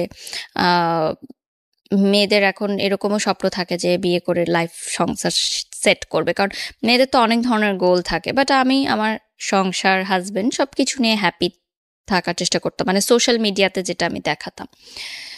তো সবাই আমাকে খুব প্রেস করতো। তো এর মধ্যে একজন আমাকে নক দেয় যে আপু আমার একটা নতুন পেজ আছে, তখন নতুন নতুন কিন্তু মেয়েরা বিজনেস স্টার্ট করে, যে ফেসবুকে লাইভ করে, জামা কাপড় বিক্রি করে, এখন এটা খুবই অ্যাভেলেবল, বাট যে সময়ের কথা বলছি 2014-15 কথা, তখন মাত্র শুরু হলো। তো আমারই পরিচিত একটা মেয়ে ইউনিভার্সিটির, ও আমাকে বলে যে আমার কয়েকটা শাড়িয়ার ড্রেস আছে, তুমি পরে একটু ছবি তুলে দিবে। ওটাও কিন্তু তেমন ফটোশ্যুট না যে স্টুডিওতে গিয়ে হবে, বাসায় ঘরোয়াভাবে ও মোবাইলেই কিছু ছবি তুলবে, জাস্ট ওর বাসায় একটা সুন্দর টেরাস আছে ওখানে। তো আমি আমার হাজব্যান্ডকে বলি যে আমি এরকম করতে চাই, সে বলে যে না, ফটোশ্যুট তো করা যাবে না, মানে মিডিয়া রিলেটেড কোনো কাজই করা যাবে না। তো ওই মেয়েটা আমাকে অনেক রিকোয়েস্ট করে, তো আমি বলি যে আচ্ছা ঠিক আছে আমি ছবিটা তুলবো, বাট এই যে ছবিটা বেশি জায়গায় তুমি প্রকাশ করো না, কারণ আমার হাজবেন্ড জানে না। তো আমি যাই, ইউনিভার্সিটি শেষ হওয়ার পর আমি ছবিগুলো তুলি, এবং আমার মনে হয় কি যে আমি হয়তো কাজটা শেষ করে বাসায় এসে যদি তাকে বলি তাহলে হয়তো জিনিসটা ইজি হয়ে যাবে। আর বিষয়টা তো এমন না যে খুব মানে বিলবোর্ড হয়ে যাচ্ছে আমার, আমি টেলিভিশনে চলে আসছি, এটা জাস্ট একটা অনলাইন পেজের জন্য, এবং সেই পেজটা জাস্ট নতুন একটা পেজ, জাস্ট ছবিগুলো দেওয়ার জন্য। তোর বাসায় যাই আমি, ও আমার 2টা শাড়ি 2টা ড্রেস পরে ছবি তুলে, ওর মোবাইলেই তুলে রুমের মধ্যে। তো ছবিগুলো পাবলিশ হওয়ারও প্রায় কয়েক সপ্তাহ পর হয়, তার কোন এক কলিগ সেই ছবিটার স্ক্রিনশট তাকে দেয়। তো ইন দ্য মিড টাইম আমি বলেছি যে আমার একটা ফ্রেন্ডের এরকম ড্রেস দিয়েছিল, আমি পরে ছবি তুলেছি। তো সে অতটা করেনি যে ঠিক আছে, মানে ফটোশ্যুট টাইপ এটা বলিনি। তারপর যখন তার কলিগরা একটা ছবি দিল, তারপর যে সেম ডোমেস্টিক ভায়োলেন্স। তো আমার কথা হচ্ছে যে আমি তো খারাপ কিছু করিনি, আমি তো অন্যায় কিছু করিনি, আর আমাকে কেন এরকম মানে ফেস করতে হবে? সবই তো আমি স্যাক্রিফাইস করলাম, সবই তো করলাম, নাচটাও ছেড়ে দিলাম, তাহলে কেন এই ছোট ছোট বিষয়গুলো আমাকে দেওয়া হচ্ছে? ইন্টারেস্টিং না বিষয়টা, মানে সে প্রথম কথা হচ্ছে মানে আপনার জায়গা থেকে আপনি যেভাবে বলছেন যে সমস্ত কিছু জেনে শুনেই আপনাকে বিয়েটা করেছে, 1। 2 নম্বর হচ্ছে যে আলটিমেটলি আপনি যেটা বললেন যে 14 বছর বয়সের ডিফারেন্স ছিল, সো আপনাকে সে কোনো না কোনোভাবে হ্যান্ডেল করতে পারবে এই সিচুয়েশনগুলোতে। সেখানে আপনাকে আমার যেটা মনে হয় খুব কমন সেন্সের জায়গা থেকে ফুল লিবার্টি দিয়ে ধীরে ধীরে বুঝিয়ে তার মতো করে গড়ে নেয়া, সেই জায়গাটা না করে বরং ইম্পোজ করছে, হ্যাঁ, এবং চাপাচাপি করছে, তখন তো আরও বিষয়টা মানে কষ্টটা আরও বেড়ে যাওয়ার কথা, তাই না, সব দিক থেকেই। একদিন এরকম হচ্ছিল তো আমার মা সামহাও এই ফ্ল্যাটে আসে হয়তো আমাদেরকে ডাকতে, তো গেটটা খোলা ছিল, তো সে দেখে যে আমার হাজবেন্ড এটা করছে, গায়ে হাত তুলছে। ওই দিনই আর কি সেপারেশনটা হয় আমাদের। ও, আমার মা বলে যে হোয়াট ইজ দিস, মানে ওইটা ওই দিন আমার ফার্স্ট আমার মা দেখে যে এগুলো হচ্ছে ঘরের ভিতর, বাট সে জানে না। তো আমার মা বলে যে তুমি বের হয়ে যাও বাসা থেকে, কারণ স্বাভাবিকভাবে একটা মা কখনই এটা দেখতে পারবে না যে তার সন্তান এরকম কিছু একটা হ্যারাসের শিকার হচ্ছে, সে বলতে পারছে না। তো আমার হাজবেন্ড বলে যে সংসার করব না,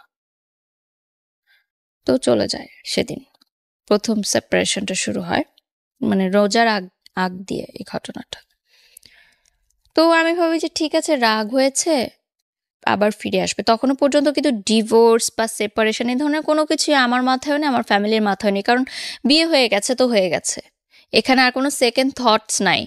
মার খেলেও তোমাকে থাকতে হবে এই ঘরে, এবং হোয়াট এভার ইট ইজ তোমাকে এইখানেই থাকতে হবে, যেটা আমার না, বাংলাদেশের বেশিরভাগ মেয়েদেরই এটাই মানসিকতা। এবং আমি তো দেখি এখন, যেহেতু আমি সোশ্যাল মিডিয়াতে অনেক অ্যাক্টিভ, দেখি যে আমাদের বাংলাদেশে হাজার হাজার ঘরে মেয়েরা ডোমেস্টিক ভায়োলেন্সের শিকার হয় এবং তারা কিছু বলতে পারে না, দ্যাটস ওয়াই তারা সেটা মুখ বুজে সহ্য করে। এবং আরেকটা কথা যে ইকোনমিক্যাল ডিপেন্ডেন্সি থাকে না তাদের, যেটা সেই সময় আমারও ছিল না, আমি কিন্তু স্টুডেন্ট ছিলাম।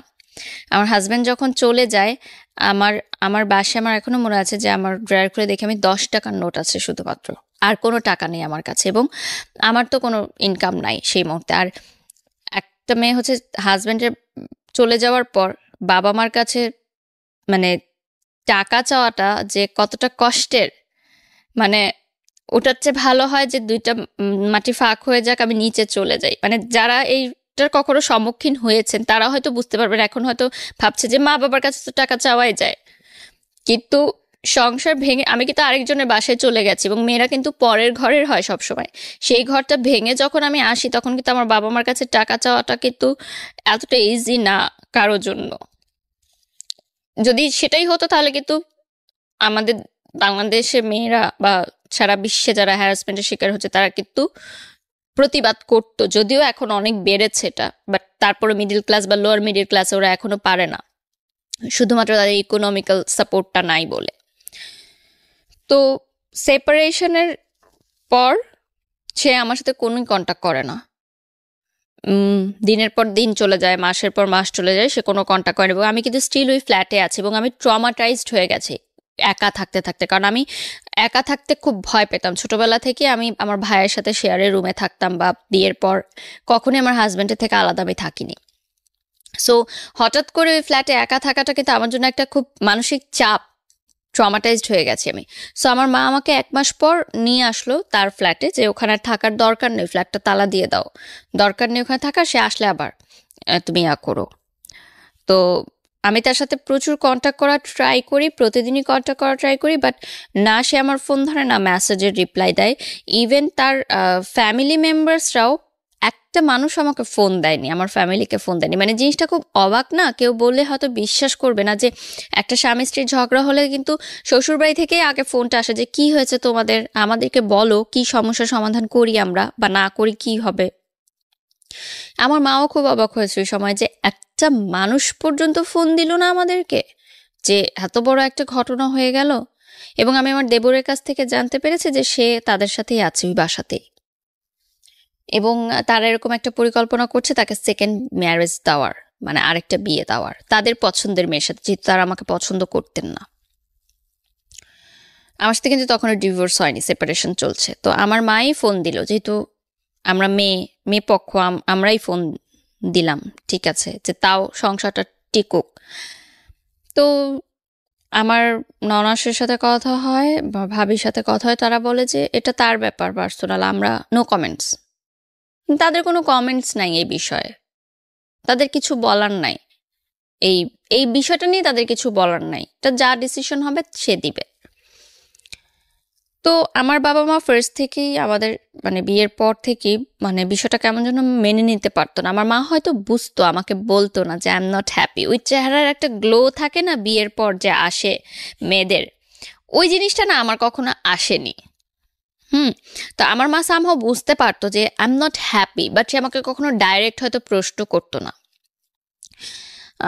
শুধু একদিনই প্রশ্ন করেছিল যে আমি অনেকদিন পর শ্বশুরবাড়ি থেকে এসেছিলাম, আমার মানে পুরে আমি কালো হয়ে গেছিলাম। তখন আমার মা জিজ্ঞাসা করেছিল যে তুমি রোদ্রে কোথাও যাও যে এত কালো হলো? তো আমি বলছিলাম যে আমার কাপড়গুলো আমি রোদে দিতে চাই, মানে বালতি ভরে কাপড় রোদে দিতে যেতাম। তো কড়া রোদের কারণে আমার স্কিন পুড়ে যেত, আমার আবার সান লাগলে তাড়াতাড়ি স্কিন পুড়ে যায়। তো তখন আমার মা জাস্ট একটা কথা বলেছিল যে আমি চাইনি আমার মেয়ের জীবনটা এরকম হোক। মানে এই জন্য তো সে আমাকে পড়াশোনা শিখায়নি আসলে। হ্যাঁ, অবভিয়াসলি উইথ ডিউ রেসপেক্ট, বাসার কাজ যারা করে ইটস ওকে, বাট শুধুমাত্রই যে এইটাই হবে আমার জীবন সেটা সে কখনো চায়। যেহেতু সে একজন কলেজের প্রফেসর, একটি স্বনামধন্য কলেজের প্রফেসর, আমার বাবা বুয়েট থেকে পাশ করা আর্কিটেক্ট। সো আমাদের ফ্যামিলি ব্যাকগ্রাউন্ড কিন্তু ওরকম না যে আমার চাচা ডাক্তার ছিলেন একজন, আমার অন্য চাচা প্রাইভেট টেলিকোম্পানিতে জব করেন, মানে সবাই খুব হাই পজিশনে আছেন। সেই জায়গা থেকে আমি এরকম হলাম। তো তারপরে যেটা হয় যে সেপারেশনের সময়টা আমার খুবই খারাপ কাটে এবং রোজার মাস চলে আসে। তো আমি বলি ঠিক আছে, আমি তো জানি আমার হাজব্যান্ড বাসায় আছে, আমি ইফতার নিয়ে যাব তার জন্য। ইফতারি নিয়ে গেলে আমাকে তো ইফতার করাবে, তখন আমি ইফতারের পর তাকে খুলে বলবো সবকিছু যে কী সমস্যা, ঠিক আছে তুমি যেভাবে চাও আমি সেভাবেই হবো। এবং আমি ডিসাইড করলাম যে ঠিক আছে আমি বোরখা পরবো, আমি হিজাব পরবো, তাও আমার সংসারটা টিকুক।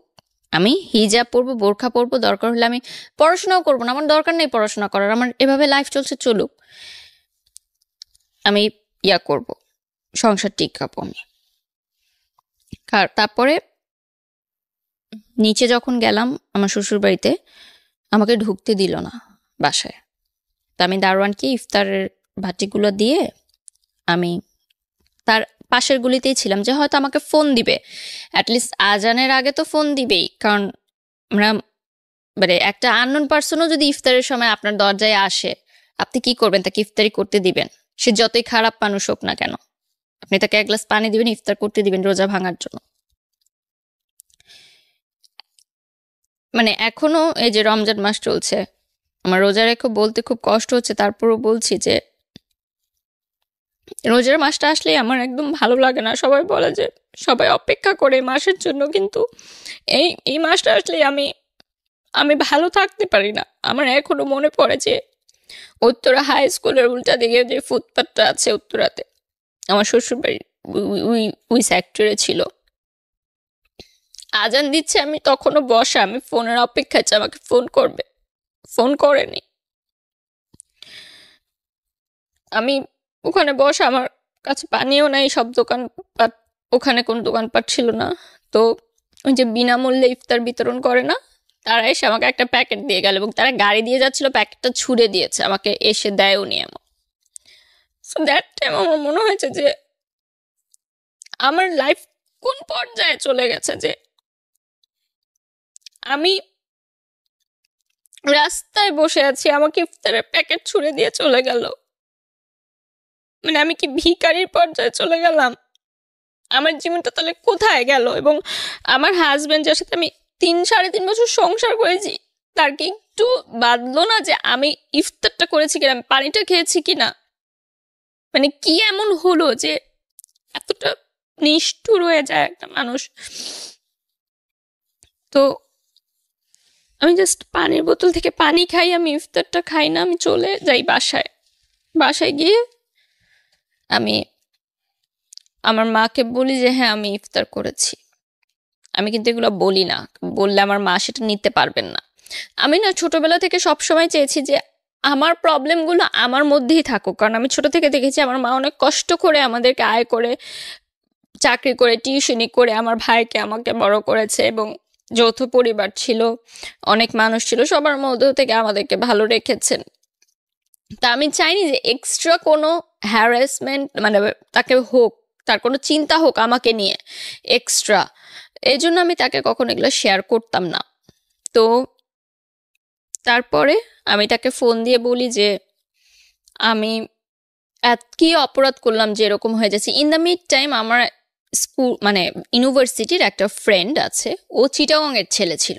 আমার শ্বশুর বাড়ি যেহেতু চিটাগং এ, ও আমাকে বলে যে দোস্ত আমার কেন যেন মনে হচ্ছে এখানে বিষয়টা একটু অন্যরকম। হ্যাঁ, আমার মনে হয় কি তুই তো বিয়ের আগে কখনো ওনার সম্পর্কে কোনো মানে হিস্ট্রি জানিসনি। একটা বিয়ের আগে অ্যারেঞ্জ ম্যারেজে ছেলে বা মেয়ের হিস্ট্রি কিন্তু জানাটা খুবই ইম্পর্টেন্ট, যে সে পাস্টে কি ছিল বা কি। সে ফুল পড়াশোনা চিটাগংয়ে করেছে, তারপর ঢাকায় এসে সে চাকরি করতো। সে আমাকে বলে যে আচ্ছা তুই আমাকে একটু ওনার ইউনিভার্সিটির ঠিকানাটা দে, আমি ওই ব্যাচের যে ছেলে মেয়েরা ছিল তাদের কাছ থেকে একটু ইনফরমেশন নেই যে আসলে সে কেমন মানুষ ছিল, মানে হঠাৎ কি এমন হলো এরকম। একটা অবাক ঘটনা আমি জানতে পারি যে তার আগেও একটা বিয়ে হয়েছিল। ও, মানে এটা তার সেকেন্ড ম্যারেজ ছিল, যেটা সে আমার কাছে গোপন করেছিল। এবং ওই ইউনিভার্সিটিতে ওই ব্যাচের সবাই এটা জানে, এবং চিটাগংয়ে সবাই জানতো যে সে ম্যারিড ওই মেয়েটার কথা। এবং ওই মেয়েটার কথা আমিও জানতাম। সে আমাকে বলছিল যে তার এক্স গার্লফ্রেন্ড, তার সাথে জাস্ট প্রেম ছিল ইউনিভার্সিটি লাইফে, সেটা পরে ভেঙে গেছে। কিন্তু সেটা যে বিয়ে পর্যন্ত গড়িয়েছে সেটা আমাকে কিন্তু সে বলেনি। এটা আপনি শুনলেন চারপাশ থেকে, কিন্তু প্রমাণ কি পেলেন? প্রমাণ আসলে কি, আমার মাকে যখন আমি এই ঘটনাগুলো বললাম এবং আমার ওই ফ্রেন্ডও এসে বললো যে আন্টি আমি এগুলো ইনফরমেশন পেয়েছি তার কাছ থেকে, এবং আমাকে যে মেয়েটার নাম বলেছিল আমি কিন্তু ওই ফ্রেন্ডকে নামটা বলিনি, যে আমি বলছি তুই জাস্ট ইনফরমেশন নে। ও ইনফরমেশনটা নিয়ে কিন্তু সেম নামটাই আমাকে বললো। তখন কিন্তু আমি যোগসূত্রটা মিলেছি যে ঠিক আছে, কারণ আমি নামটা তাকে ইচ্ছা করে বলিনি, যে আমি জানতে চেয়েছি যে সেদিক থেকে কি খবরটা আসে। ওরা যেহেতু চিটাগংয়ের স্থানীয় ছিল, তো চেনা জানা ছিল ওর। তো আমার ননাসকে ফোন করে যখন আমার মা বললেন যে এরকম একটা ঘটনা শুনলাম চিটাগংয়ের লোকে মুখে মানুষ বলছে, সে এত উত্তেজিত হয়ে গেল আমার মার সাথে, এবং মানে এত বাজে ব্যবহার করলো, আমার মা টোটালি অবাক হয়ে গেল। এবং সে বলল যে আচ্ছা আমার মেয়ের নামে যদি আজকে কেউ কোনো কথা বলতো আমি কিন্তু হেসে ঠান্ডা মাথায় কথাটা উড়িয়ে দিতাম। আপনি যত উত্তেজিত হয়ে গেলেন সেটা থেকে আমি আপনার উত্তরটা পেয়ে গেছি, যে ঘটনাটা সত্য না মিথ্যা। এবং তার 5 মিনিটের মধ্যে আমার হাজব্যান্ড আমাকে ফোন করবে তুমি পাগল হয়ে গেছো, এই সেই অনেক নানান কথা বলে, যে আমার নামে তুমি মিথ্যা কথা রটাচ্ছ। যাই হোক, বলার পরে আমি তাকে বলি যে ঠিক আছে তুমি ইয়া করো, মানে সেপারেশনের 1 মাস পরের ঘটনা বলছি। 1 মাসের মধ্যে কিন্তু এগুলো হয়েছে, যে রোজার মাসে। তো তখনও রোজা কন্টিনিউ কিন্তু। তো আমি খুব কম খাওয়া দাওয়া করতাম, এর মধ্যে আমি মানে মনে হয়েছে আমার যে আমি আবার কনসিভ করেছি। তো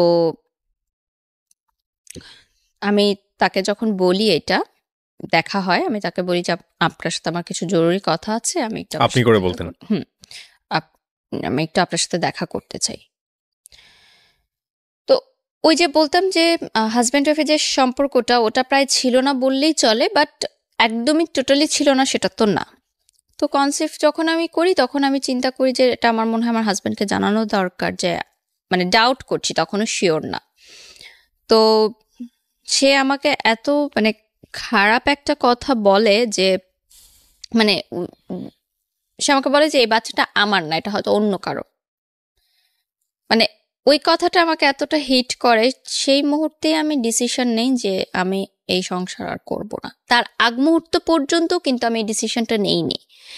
কিন্তু আমার মনে হয়েছে যে আমার চরিত্র নিয়ে যখন সে কথা বলেছে, তার মানে সে আমাকে ওরকমই মনে করে। মানে সন্দেহের জায়গাটা কোথায় চলে গেছে, যে সে এটা মনে করছে যে আমার পেটে যে বাচ্চা সেটা তার না, এটা অন্য কারো। তো যাই হোক, সামহাও 1 সপ্তাহ পর আমি জানতে পারি যে না আমি কনসিভ করি, রোজায় আমি কম খেয়েছি হয়তো, এজন্য হয়তো আমার সার্কুলারটা অফ ছিল, তারপর আমার সেটা ঠিক হয়ে যায়। ও ওকে, মানে আই ওয়াজ নট প্রেগনেন্ট, মানে আমি ডাউট করেছিলাম। এ থেকে কিন্তু আমার একটা সুবিধা হয়েছে যে আমি জানতে পেরেছি যে তার কি ধারণাটা আমার সম্পর্কে। এবং সে আমাকে মানে আরেকটা কথা বলেছে যে তুমি কি দিয়েছো আমাকে, লাইফ নাথিং, মানে আমি তাকে কিছুই দেইনি। সম্পর্কের শেষ পর্যায়ে এসে এই জিনিসগুলো খুব কমন। হ্যাঁ, কিছুই কখন ডুবলো, দিনের কোনো হিসাব থাকতো না আমার। মানে আমি এতটা মানসিকভাবে ভেঙে পড়লাম যে প্রথম যাকে ভালোবাসলাম তাকেও পেলাম না। সেই ভালোবাসা ভুলার জন্য যে বিয়েটা করলাম সেটাও আমার টিকলো না। তো এত বছর ধরে, মানে 23 ইয়ার্স তখন আমার মানে হবে, আমি নো অ্যাচিভমেন্ট, আমার কোনো ইনকাম নাই। ওই টাইমটায় কিন্তু আমার ফ্রেন্ডরা অলরেডি ভার্সিটি কমপ্লিট করে মানে অ্যাটলিস্ট কিছু একটা করছে পার্ট টাইম বা কিছু। আমি সিদ্ধান্ত নিই যে না, এভাবে 5 মাস থাকার পর আমার মনে হয় যে আমি খুব মেন্টালি ডিপ্রেসড, আমি ব্রোক ডাউন এবং আমাকে মুভ অন করতে হবে। তো আমার যে মালয়েশিয়াতে যে আমার ভাইয়া ছিলেন উনি আমাকে বললেন যে, এবং আমার ফ্যামিলি থেকেও বললেন যে তুমি বিদেশে চলে যাও পড়াশোনা করতে, it will be better for you, মানে মাস্টার্স করতে। কারণ আমার রিলেটিভসরা বাংলাদেশে যেরকম হয়, রিলেটিভদের হাজারো প্রশ্ন, কি হয়েছে, মেয়ে কেন এখনো বাপের বাড়িতে থাকে, হাজবেন্ড কোথায়, নিজের ঘরের খাবার নাই, অন্যের জিনিস নিয়ে টানা ফ্যামিলি প্রোগ্রামে কেন অ্যাটেন্ড করছে না হাজবেন্ড ওয়াইফ সহ, এভরিথিং। অ্যান্ড আমরা যেহেতু স্থানীয় ছিলাম, সো বুঝতো যে আমার হাজবেন্ড আর বাসায় আসে না এই বাসায়, সো এলাকার মধ্যেও কিন্তু একটা কথাবার্তা শুরু হয়ে গেছিল যে মনে হয় মেয়ের তালাক হয়ে গেছে। তখনও কিন্তু স্টিল আমার ডিভোর্স হয়নি। তো সেই সময়টা আমি চিন্তা করলাম যে আমার হাতে কোনো টাকা নেই, আমি কি করব। তো আমার বললাম যে স্কলারশিপ আমি পেতাম, তো আমার লাস্ট স্কলারশিপে যে টাকাটা আমাকে 3,500 করে টাকা দেওয়া হতো বোর্ড থেকে, সেই টাকাটা আমি তুললাম। তোলার পর আমি মনে করলাম যে আমার মাই বললো আমার ফ্যামিলি থেকে যে নাচের ক্লাসটা আবার কন্টিনিউ করতে। এটা কি মানে তখনও ডিভোর্স হয়নি? না, সেপারেশন চলছে। ওকে। কারণ এভাবে ঘরে থাকলে তো আমি পাগল হয়ে যাব। আর তখন আমার ভার্সিটি কিন্তু সেমিস্টার শেষ, জাস্ট থিসিস পেপার বাকি, ওটা কিন্তু বাসায় বসেই করতে হচ্ছে আমার। তো নাচের ক্লাস কন্টিনিউ শুরু করলাম। শুরু করার পর তখন আর্নিংটাই আমার কাছে মেইন ছিল। তো বিদেশে যাব পড়ালেখা করতে, এরকম একটা প্রিপারেশন নিলাম। মালয়েশিয়াতে যাব, স্টুডেন্ট ভিসার প্রসেসিং করতে বেশ কিছু টাইম লাগে, সেই টাইমের মধ্যে আমি নাচটা শুরু করি আবার, এবং ফটোশ্যুটও শুরু করি। যে কাজগুলো আমি এর আগে না করে দিয়েছিলাম সেগুলো শুরু করি। একটা কথা এখানে মেনশন করা জরুরি যে সেই সময় মিডিয়ায় কাজ করাটা ইম্পর্টেন্ট ছিল না, আমার জন্য ইম্পর্টেন্ট ছিল টাকাটা। আমার চলতে হবে, আমার টাকাটা লাগবে, এবং আমি স্টুডেন্ট ভিসার জন্য যেই সব প্রিপারেশনের খরচ লাগছে, যাওয়া আসা বা টুকটাক যে খরচ, ওগুলো চাচ্ছিলাম যে আমি দিই। বড় অঙ্কের টাকাটা আমার পরিবার থেকেই দেওয়া হয়েছে, আমার মা যথেষ্ট সহযোগিতা করেছে সেদিক থেকে। তো আমার সেই সময় আমি এমনও দিন গেছে যে 500 টাকার জন্য আমি নাচ করেছি, আমি 1000 টাকার জন্য 20টা শাড়ি পরেছি। মানে that time quality was not a matter, work was not a matter, remuneration was just a number for me. That time আমার বিজি থাকতে হবে, উইচ ইজ ভেরি ইম্পর্টেন্ট, যে বিজি থাকলে আমি ভুলে থাকতে পারবো সব কিছু, এবং আমার আর্নিংও হচ্ছে। সো আমি দেখলাম ভালো, সবাই অনেক ভালো রেসপন্স করছে আমাকে, আমার নাচ নিয়ে ভালো রেসপন্স করছে, শ্যুট নিয়ে ভালো রেসপন্স করছে, আমি ভালো কাজের অফার পাচ্ছি। অবশ্যই অনেক বাজে প্রস্তাবের সম্মুখীন আমার হতে হয়েছে যখন একটা নতুন মেয়ে মিডিয়াতে কাজ শুরু করে, যে কোনো সেক্টর, আমি শুধু মিডিয়ার দোষ দিব না। অনেকে সেটার মানে বাজে ফায়দা নিতে চায়, যেটাকে বলে, হয়তো তারা মিডিয়া রিলেটেডও না, কিন্তু মিথ্যা প্রলোভন দেখায়, সেই প্রলোভনে অনেক মেয়ে ফাঁদে পা দিয়ে দেয়।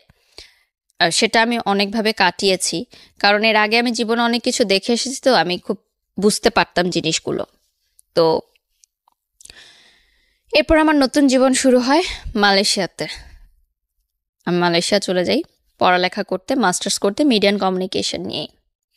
আমার যে ভাইয়াটা ছিল, আমি ডর্মে উঠে গিয়ে আমাদের ইউনিভার্সিটির, আর যেহেতু নতুন দেশ, কিছু চিনি না, সো অবভিয়াসলি উনি হাতে ধরে সবকিছু চিনায়, মালয়েশিয়ার প্রতিটা রাস্তা, রোড, পড়াশোনা কিভাবে করতে হবে। এই ভাইয়াটা কি মানে আপনার এক্স বয়ফ্রেন্ডের best friend, still now best friend ছিল, বাট তাকে নিয়ে আমার কোনো কথা হতো না।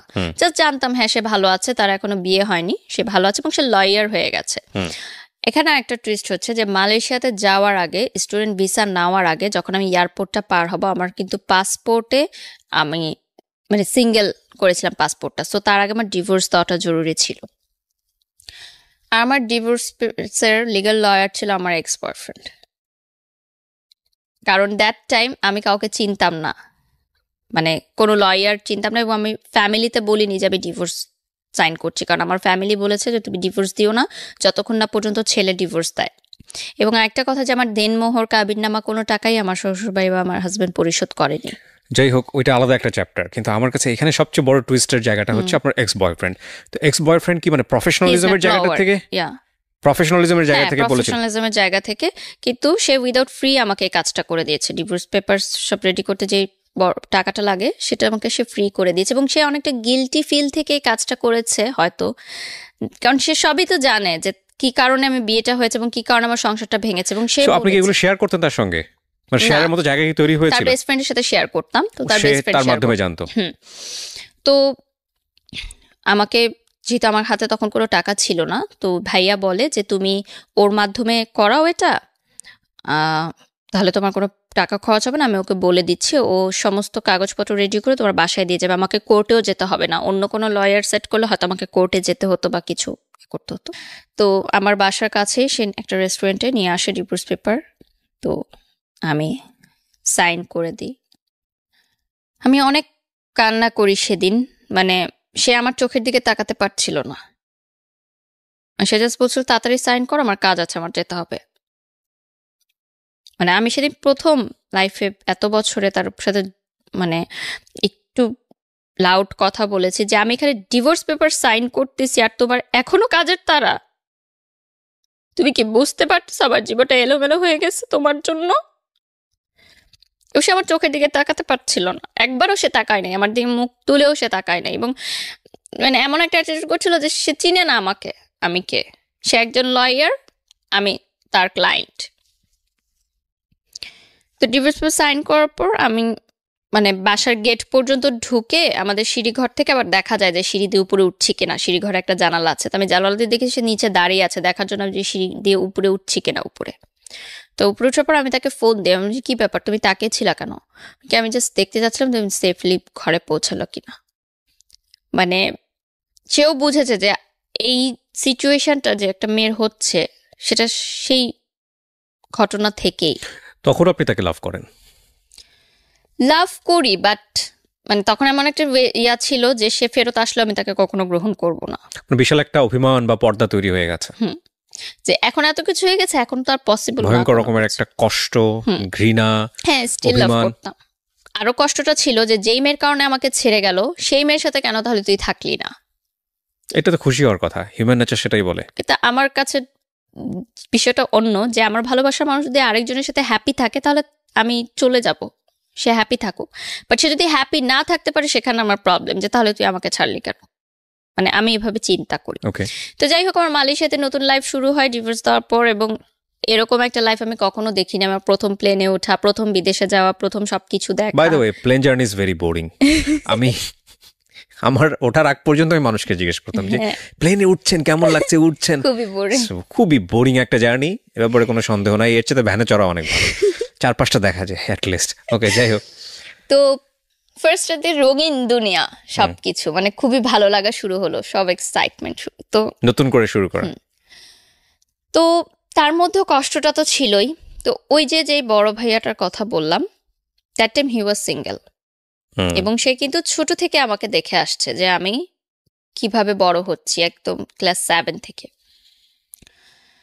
তো 1 মাস মালয়েশিয়াতে থাকার পর মানে ওনার বন্ধুরাই আমার বন্ধু হয়ে গেল, উনি সবখানে আমাকে নিয়ে যেতেন ঘুরতে, বিভিন্ন মালয়েশিয়ার বিভিন্ন দর্শনীয় স্থান দেখাতে, ঘোরাটোরা হলো।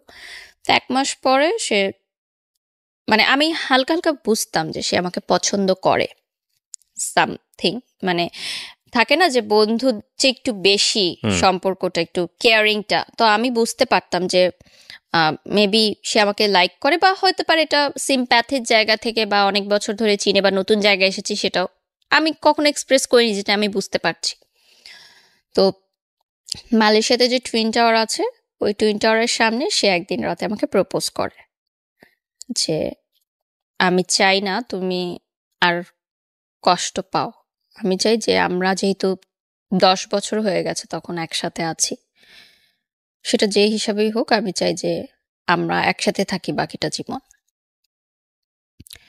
সেদিন আমার কিন্তু প্রথম টুইন টাওয়ার দেখতে যাওয়া মালয়েশিয়াতে, এবং ওই দিনই প্রপোজটা করে, এবং সে আমাকে বলে যে আমি এতদিন করিনি, আমি ওয়েট করছিলাম যে কবে টুইন টাওয়ার সামনে আসবে, এটাকে আমি সামনে করব। তো আমার কাছে মনে হয় কি সেই সময় যে ভালোবাসা, বিয়ে এগুলো কোনো ব্যাপার না, ওনার সাথে যেহেতু আমার আন্ডারস্ট্যান্ডিং লেভেলটা অনেক ভালো ছিল, এবং 10 বছর একটা মানুষকে চিনি,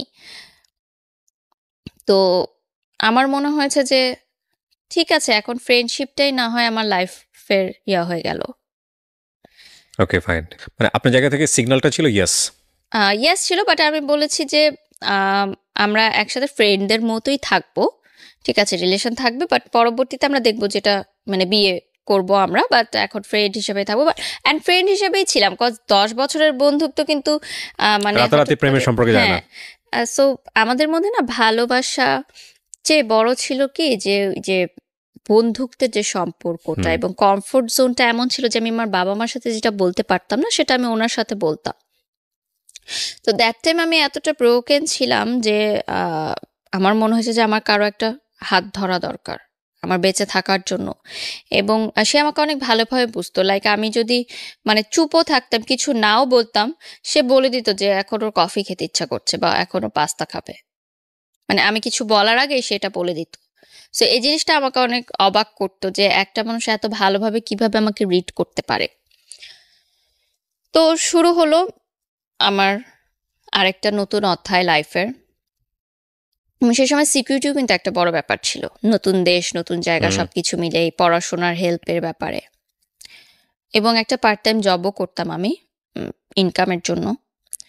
তো সবকিছু মিলে ওই সময় আমার দাদি মারা গেলেন, এবং আমার মনে আছে ফ্লাইটের আগের দিন আমার দাদি বলছিলেন, অনেক কান্নাকাটি করছিলেন যে যেও না মা, যেও না, যেও না দাদু, যেও না। তো বলছি কেন যাবো না, কেন, আমি তো আবার আসবো, কে যদি এটাই শেষ দেখা হয়। তখন আমি বলছি কেন এরকম কথা বলো, এরকম কথা কেন বলো, আমি তো আবার আসবো, আর মালয়েশিয়া তো কাছেই, আমি সেমিস্টার ব্রেকেই চলে আসবো। তো সে যখন মারা যায় আমার পাসপোর্টটা ইউনিভার্সিটির কাছে ছিল, যারা বিদেশে পড়াশোনা করতে গেছেন তারা হয়তো জানেন যে কিছুদিন 15 দিন ওই ইউনিভার্সিটির কাছে পাসপোর্টটা জমা রাখতে হয়।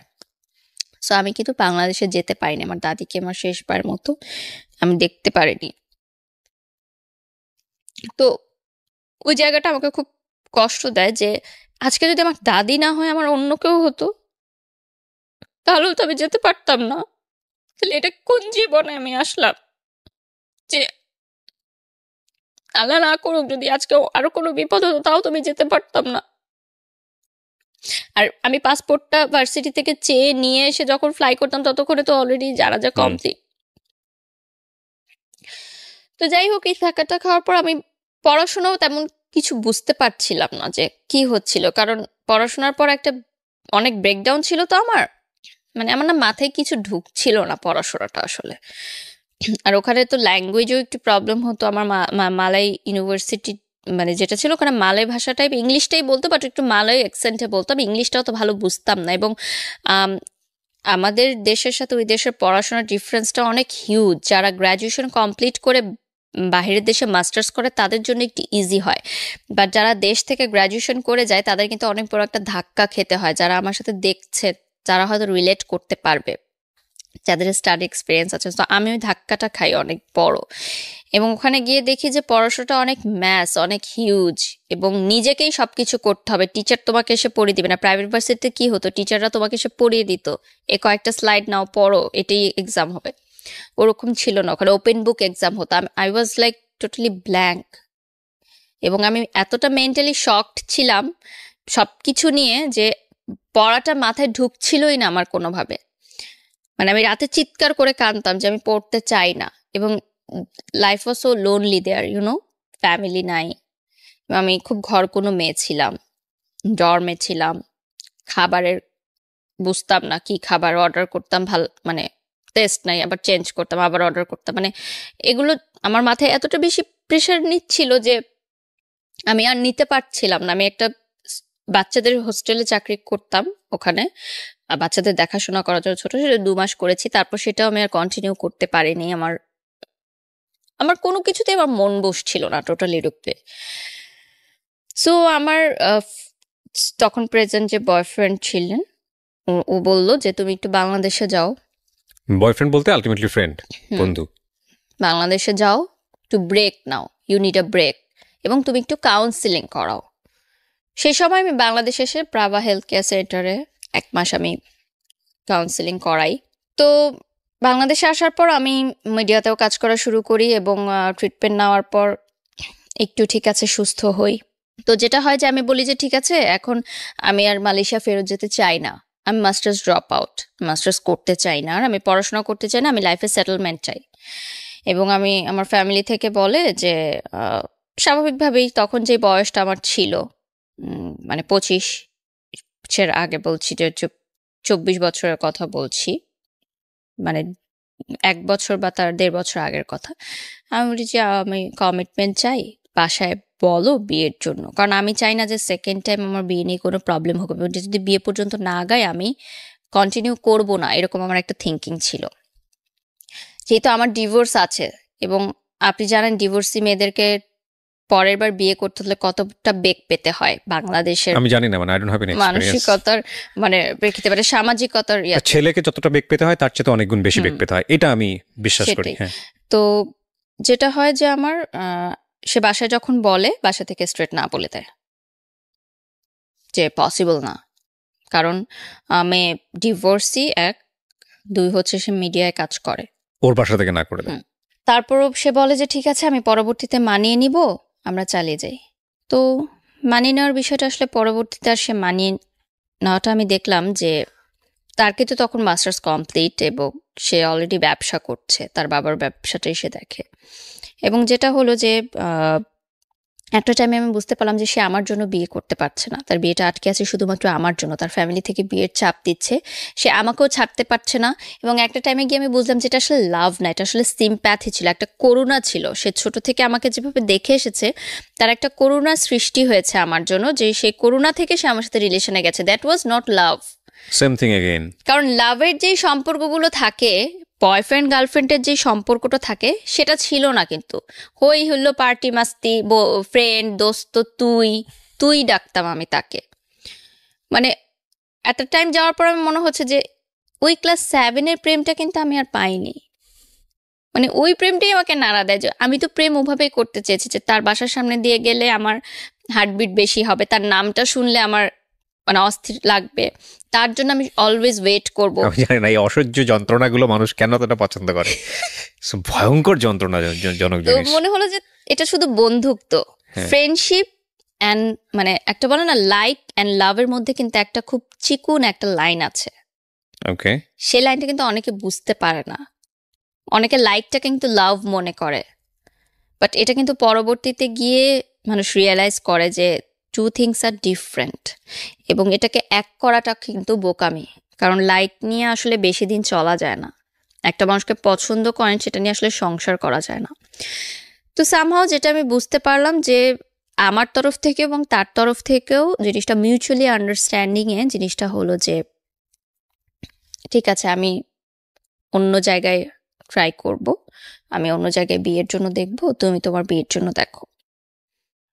এর মধ্যে তার বাবা মার সাথে আমার একবার সিটিং হয়, তার বাবা মা আমাকে মানে বলে যে আমাদের ফ্যামিলিতে এরকম কোনো ইয়া নেই যে ডিভোর্সি মেয়ে আমরা বিয়ে দেওয়াই, এবং তুমি একসময় নাচ করতে, মিডিয়াতে কাজ করো, এখনো বিয়ের পর মিডিয়াতে কাজ করতে পারবে না, হিজাব পড়তে হবে এবং ডিভোর্সি ব্যাপারটা এটা গোপন রাখতে হবে ফ্যামিলির কাছ থেকে, যেটা পসিবল না আমার পক্ষে। কারণ সোশ্যাল মিডিয়ার যুগে কিন্তু এখন কোনো কিছু গোপন থাকে না। যেহেতু আমি আমার হাজব্যান্ডকে নিয়ে অনেক পিকচার শেয়ার করতাম, এবং স্টিল 4 ইয়ার্স হয়ে গেছে আমার ডিভোর্সের, এখনও মানুষজন ছবি আমি কোনো একটা ছবি পোস্ট করলে সেখানে আমাকে প্রচুর বাজে মন্তব্য পেতে হয় মানুষজনের। আজকের এই এপিসোডটা দেখার পর হয়তো যারা বাজে মন্তব্য করতেন তারা হয়তো কিছুটা হলেও বুঝবেন যে এমনও আমাকে শুনতে হয়েছে যে হাজবেন্ডের টাকায় 4 বছর প্রাইভেট ইউনিভার্সিটিতে পড়ে তারপর ছেড়ে দিয়েছে। না, আমি যে কথাটা বললাম যে অসংখ্য বাজে মন্তব্য আসবে, বাজে মন্তব্য আসবে, কিছু থাকে না যে বোঝেই না, জাস্ট একটু দেখেছে, দেখেই ওখানেই কমেন্টস করা শুরু। মানে ফেসবুকটা হয়ে গেছে কিছু কিছু মানুষের জন্য, কিছু কিছু না অনেক মানুষের জন্য, আমি বলবো ইটস হিউজ গ্রুপ। সোশ্যাল বুলিংটা বন্ধ করা, social bullying, and it's like মানে নিজের যত রকমের প্যাম্পার্ড অবস্থা আছে, যত রকমের ফ্রাস্ট্রেশন আছে, সেটা উগরে দেওয়ার জায়গা হচ্ছে ফেসবুক। এবং যখন আমার রিলেশন হলো, আমার আগের হাজবেন্ডের ছবিগুলো কিন্তু তাকে ইনবক্স করতো দুনিয়ার মানুষ, চেনে না বলতে যে আপনি কি জানেন ওনার এর আগে বিয়ে ছিল, এই দেখেন ওনার হাজবেন্ডের ছবি ভিডিও সহ। আমি আসলে কখনোই চাইনি যে আমার পরবর্তীতে যে দ্বিতীয় বিবাহটা হবে সেখানে আমি আমার অতীতটাকে গোপন রাখবো বা কিছু। আমি সবসময় চেয়েছি যে আমার অতীতটা মেনে নিয়ে এবং আমার ক্যারিয়ারটা মেনে নিয়ে, কারণ এর আগে আমি অনেকবার স্যাক্রিফাইস করেছি। সো এইবারও আমি চাইনি যে আমার স্যাক্রিফাইসটা হোক, কারণ আমি দেখেছি যে এই যে কালচারাল অ্যাক্টিভিটিস যে আমি শিখেছি ওইটার জন্যই কিন্তু আজকে আমি দাঁড়িয়ে আছি নিজের পায়ে, আমি 2 টাকা ইনকাম করতে পারছি। কারণ সেই সময় গ্র্যাজুয়েশন পাশ করে কেউ আমাকে চাকরি দিত না, এই দুনিয়াতে চাকরির বাজারটা এরকম যে এত সহজ না। আপনি কি করলেন ওই সময় যখন আপনারা ডিসিশন নিয়ে ফেললাম দুইজন মিলে যে ঠিক আছে তুমি তোমার মতো ডিসিশন, আমি আমার মতো, ডেট মোমেন্টে এসে কি আপনি কোথাও জয়েন করলেন? মানে আপনি তো এখন কোথায় একটা টেলিভিশন আমি চ্যানেলে, দুটো টেলিভিশন চ্যানেলে এখন প্রেজেন্টার দুটো হিসেবে টেলিভিশন আছি। চ্যানেলে, আচ্ছা এবং আমি প্রফেশনালি মিডিয়াতে কাজ করছেন। এবং আমার এখন মান্থলি ইনকাম আলহামদুলিল্লাহ অনেক ভালো, যেটা আমি এবং আমার ফ্যামিলি সাপোর্ট করতে পারি। ও ওয়াও, জোস। তো আপনি বেসিক্যালি মডেলিং করছেন, জি, তারপরে হচ্ছে নাচ করছেন এবং প্রেজেন্টেশনে আছেন, জি। Lots of job. সো এটা নিজেকে সার্ভাইভ করার জন্য এনাফ, আই থিঙ্ক। জি। So fully media professional. জি, মিডিয়া কর্মী হিসেবেই আছি, যেহেতু আমি মাস্টার্স ড্রপ আউট, সো আমার মাস্টার্স করার আর সুযোগ হয়নি। এবং এই ডিসিশন নেওয়ার পর আমি বেশ কয়েকটা জায়গায় বিয়ের জন্য বলেছি আমার ফ্যামিলিগতভাবে, বা আমি সবাই ছবি দেখে খুব আগ্রহ দেখায়, আমার খুব সুন্দর দেখতে, ঠিক আছে। যখন শুনে যে ডিভোর্সড এবং আর নাচ করে, রিপ্লাই নাই, ডিভোর্স পর্যন্ত শুনে, নাচটা শুনে না, প্রফেশনটা তো পরে। যখনই আমার ফ্যামিলি থেকে বলে বা আমি বলি, আর কোনো রেসপন্স দেয় না। আমার মনে হয়েছিল যে একটা পর্যায়ে যে একটা দাগ লেগে গেছে গায়ে, এটা আর কখনো মুছতে পারবো না আমি। অনেকে হয়তো হাইট করে চলে এই জিনিসটা, বাট আমি কখনো চাইনি হাইট করে চলবে, এবং হাইট করা আসলে পসিবল না। এখন সোশ্যাল মিডিয়াতে সবকিছু আসলে প্রকাশ হয়ে যায়। আমি ইম্পসিবল জায়গাটায় পড়ে যাই। আমরা তো গল্পের যে জায়গাটায় দাঁড়িয়ে আছে, এখানে নিয়ে অনেকগুলো কথা বলার আছে। একটা হচ্ছে যে লাইফের লার্নিংটা কি, আর একটা হচ্ছে যে আপনার ফাইটিং। আচ্ছা, ওনার এখন বিয়ে হয়ে গেছে। কার? আপনার যে বয়ফ্রেন্ডের যে লয়ার যে ছিল? না, তাহলে প্রেজেন্ট যে ছিল, মানে আচ্ছা, ও বিয়ে করে নিয়েছে, ঠিক আছে। এটা এটা মধ্যে তার বিয়ে হয়ে গেছে। এটা আমার আসলে খুব বেশি কনসার্নও না, কিন্তু যে মানুষটার জন্য আপনার এই লাইফটা বলা যেতে পারে। আই এম হ্যাপি, কারণ কি যে আমার জন্য একজনের লাইফ আটকে ছিল, তো ঠিক আছে, সে এখন হ্যাপিলি ম্যারিড আছে। আমি তাকে উইশও করেছি তার বিয়ের দিনে। ফাইন, এটা আপনাকে খুব একটা পেইন দিবে না আমার ধারণা, কারণ আপনি অন্তত এই ঘটনার ভিতর দিয়ে ততটুকু ম্যাচিউর হয়েছেন। তো ছিলাম, আমি তো জানতাম যেটা আমার হবে না, so I was mentally prepared. তার মানে দেখেন, ওনার 25 বছরের জীবনে কত ধরনের অভিজ্ঞতা। একটা হচ্ছে যে সবচেয়ে ভালো কাছের বন্ধুটাও কিন্তু শুধুমাত্র এই ডিভোর্স তকমার কারণে কিন্তু তার লাইফে আসেনি। সো এটা কত ভয়ঙ্কর একটা ব্যাপার। আমাদের সোশ্যাল স্টিগমা বলি বা সোশ্যাল ট্যাবু বলি বা যাই বলি না কেন, এটা কত ভয়ঙ্কর একটা ব্যাপার। আচ্ছা, এই প্রসঙ্গে যাওয়ার আগে আমি আরো কয়েকটা বিষয় একটু ক্লিয়ার হতে চাই। যেই ছেলেটাকে ভালোবেসে জীবনটা এরকম হলো, তার কি অবস্থা? সে এখন ভালো নেই। মানে সে কি বিয়ে শাদী করেছে? না, তার কোনো রিলেশনই হচ্ছে না এখন। টোটালি সে খুবই একাকিত্ব আছে, এবং তার মানে প্রফেশনেও সে ভালো করতে পারছে না। এবং সে আমাকে কয়েকদিন আগে ফোন করে বলেছে যে আমার অভিশাপের কারণে নাকি তার জীবনটা এমন হয়েছে। No, we are kidding boss. No, it's okay. সে অনেক ভালো করবে, কজ আমি সবসময় দোয়া করি। কারণটা হচ্ছে কি, ওই সময়টা বা ওই বয়সটা আসলে জাজমেন্টে যাওয়ার বয়স না। এবং কিন্তু সে কিন্তু সবচেয়ে ভালো রোলটা প্লে করেছে আপনার যখন সংসারটা হয়েছে তখন, আমি মনে করি। কজ ওই সময়টাতে সে আপনাকে যদি ইমোশনালি, যেটা আপনি বলেছেন, ইমোশনালি ব্ল্যাকমেইল করতো, ডেফিনেটলি চলে যেতেন। এবং আমার ধারণা আপনার গল্প শুনে যে ও যদি এসে এখনো আপনার সামনে দাঁড়ায়, আপনি ঠিক থাকতে পারবেন না। পারবেন না, ডেফিনেটলি পারবেন না। জীবনে কিছু লাভ থাকে, সবারই থাকে কম বেশি, এইরকম দুই একটা লাভ, এইটা ইজ কোয়াইট এক্সেপশনাল। তবে আমি আপনার সাথে ওই জায়গাটায় দ্বিমত পোষণ করি যে এই ধরনের মানুষরা জীবনে এসে সংসার জীবনে কতটুকু সুখী হয় আমি জানি না। তবে এটা যদি এরকম হতো যে এই ভালোবাসার জায়গাটা সারা জীবন শ্রদ্ধার জায়গাতেই আছে, এই ভালোবাসার জায়গাটা সারাটা জীবন এক্সপেক্টের জায়গাতেই আছে, কিন্তু জীবনে কোনো ক্ষতি করেনি, অদ্ভুত সুন্দর একটা জায়গাতে আছে, রেসপেক্টের জায়গাতে আছে, তাহলে একটা অনবদ্য সুন্দর একটা গল্প হতে পারত। কিন্তু এটা আপনার এই ম্যাচিউর বয়সে আসার কারণে জীবনটা যেটা হয়েছে, এবং যে সবচেয়ে বড় ক্ষতিটা হচ্ছে এডুকেশন। তবুও আপনি দাঁড়িয়ে গেছেন আমি বলবো, কারণ আপনার ফ্যামিলি সাপোর্ট এবং আপনার সেই এডুকেশনাল স্পৃহা ছিল বলে আপনি দাঁড়িয়েছেন। কিন্তু আপনার এই একই কেসে পড়ে বাংলাদেশের অনেক মেয়ে আছে যাদের জীবনটা একেবারে শেষ হয়ে যায়, সহ্য করছে, শুধু সহ্য না, শেষ হয়ে যায়। এবং ওই যে ফাঁসির রশির কথা বলছিলেন না, অনেকে ঝুলেও পড়ে। আরেকটা কথা হচ্ছে যে বেবির যে কথাটা বললাম, অনেকে কিন্তু বাচ্চার কারণেও আসতে পারে না। অনেকে, মানে আমি মনে করি যে যা হয় ভালোর জন্যই কিন্তু হয়। যে 10 বছর পর আমি বুঝছি যে সেই বাচ্চাটা যদি আমি তখন নিতাম, সামহাও যদি আসতো, তাহলে কি হতো আমার এখন অবস্থা, আমি সেটা আসলে চিন্তা করে ঘুমাতে পারি না। আপনাকে আমি শেষ বেলাতে যে প্রশ্নটা করতে চাই, এই গল্পটা আজকে আপনি কেন বললেন, মানে এই লাখ লাখ মানুষের সামনে? প্রথম পয়েন্ট যেটা, যে একটা মেয়ের কখনোই আরেকজনের উপর নির্ভরশীল হওয়া উচিত নয়। ফার্স্ট অফ অল, তাকে এডুকেশনের দিক থেকে তাকে প্রচুর এগিয়ে যেতে হবে, যেটা আমি এখন প্রিপারেশন নিচ্ছি, আমি মাস্টার্স করবো ইন ফিউচার, যেটা আমার হয়নি করা। এবং ফাইন্যান্সিয়াল সাপোর্টটা নিজেরটা দিতে হবে, তাহলে যে কোনো ডিসিশন নেওয়াটা সহজ হবে। আরেকটা হচ্ছে যে কাউকে ভুলার জন্য কাউকে ইউজ না করো, যেটা আমি করেছিলাম। ইউজ বলতে হলে শিফট না করো, এটা একটা অনেকগুলো লেসন আছে। 3 নাম্বার, সবচেয়ে বড় কথা হচ্ছে প্রেম তো আমরা আটকে রাখতে পারবো না, এটা জীবনে আসবেই, এবং এটা বলে করে নক করে আসবে না যে তোমার ভালো লাগাটা শুরু হচ্ছে কালকে থেকে, না, নট লাইক দিস, এটা আসবেই। কিন্তু এইটা যাতে ক্ষতি না করে সেটার জন্য যে বিষয়টা খুব জরুরি সেটা হচ্ছে শেয়ারিং। আপনার ফ্যামিলিতে যদি আপনি ছেলেটাকে নিয়ে শেয়ার করতে পারতেন, বা আপনার যদি কিছু ক্লোজ ফ্রেন্ড থাকতো যাদের সঙ্গে যদি আপনি বিষয়টা শেয়ার করতে পারতেন, তাহলে আপনার ভেতরের যেই জমাট মানে ফিলিংসটা বা মানে ক্ষতি করার মতো ফিলিংসটা, এটা কিছুটা হলো মিটিগেট করা যেত।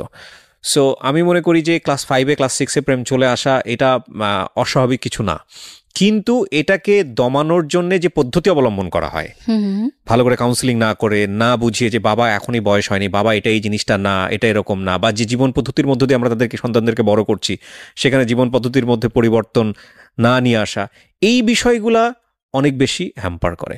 তো সেক্ষেত্রে আমি আপনার ফ্যামিলির রোলটাকেও ছোটো করে দেখতে চাই না, আমি মনে করি ফ্যামিলিরও একটা অনেক বড় ভূমিকা এখানে আছে।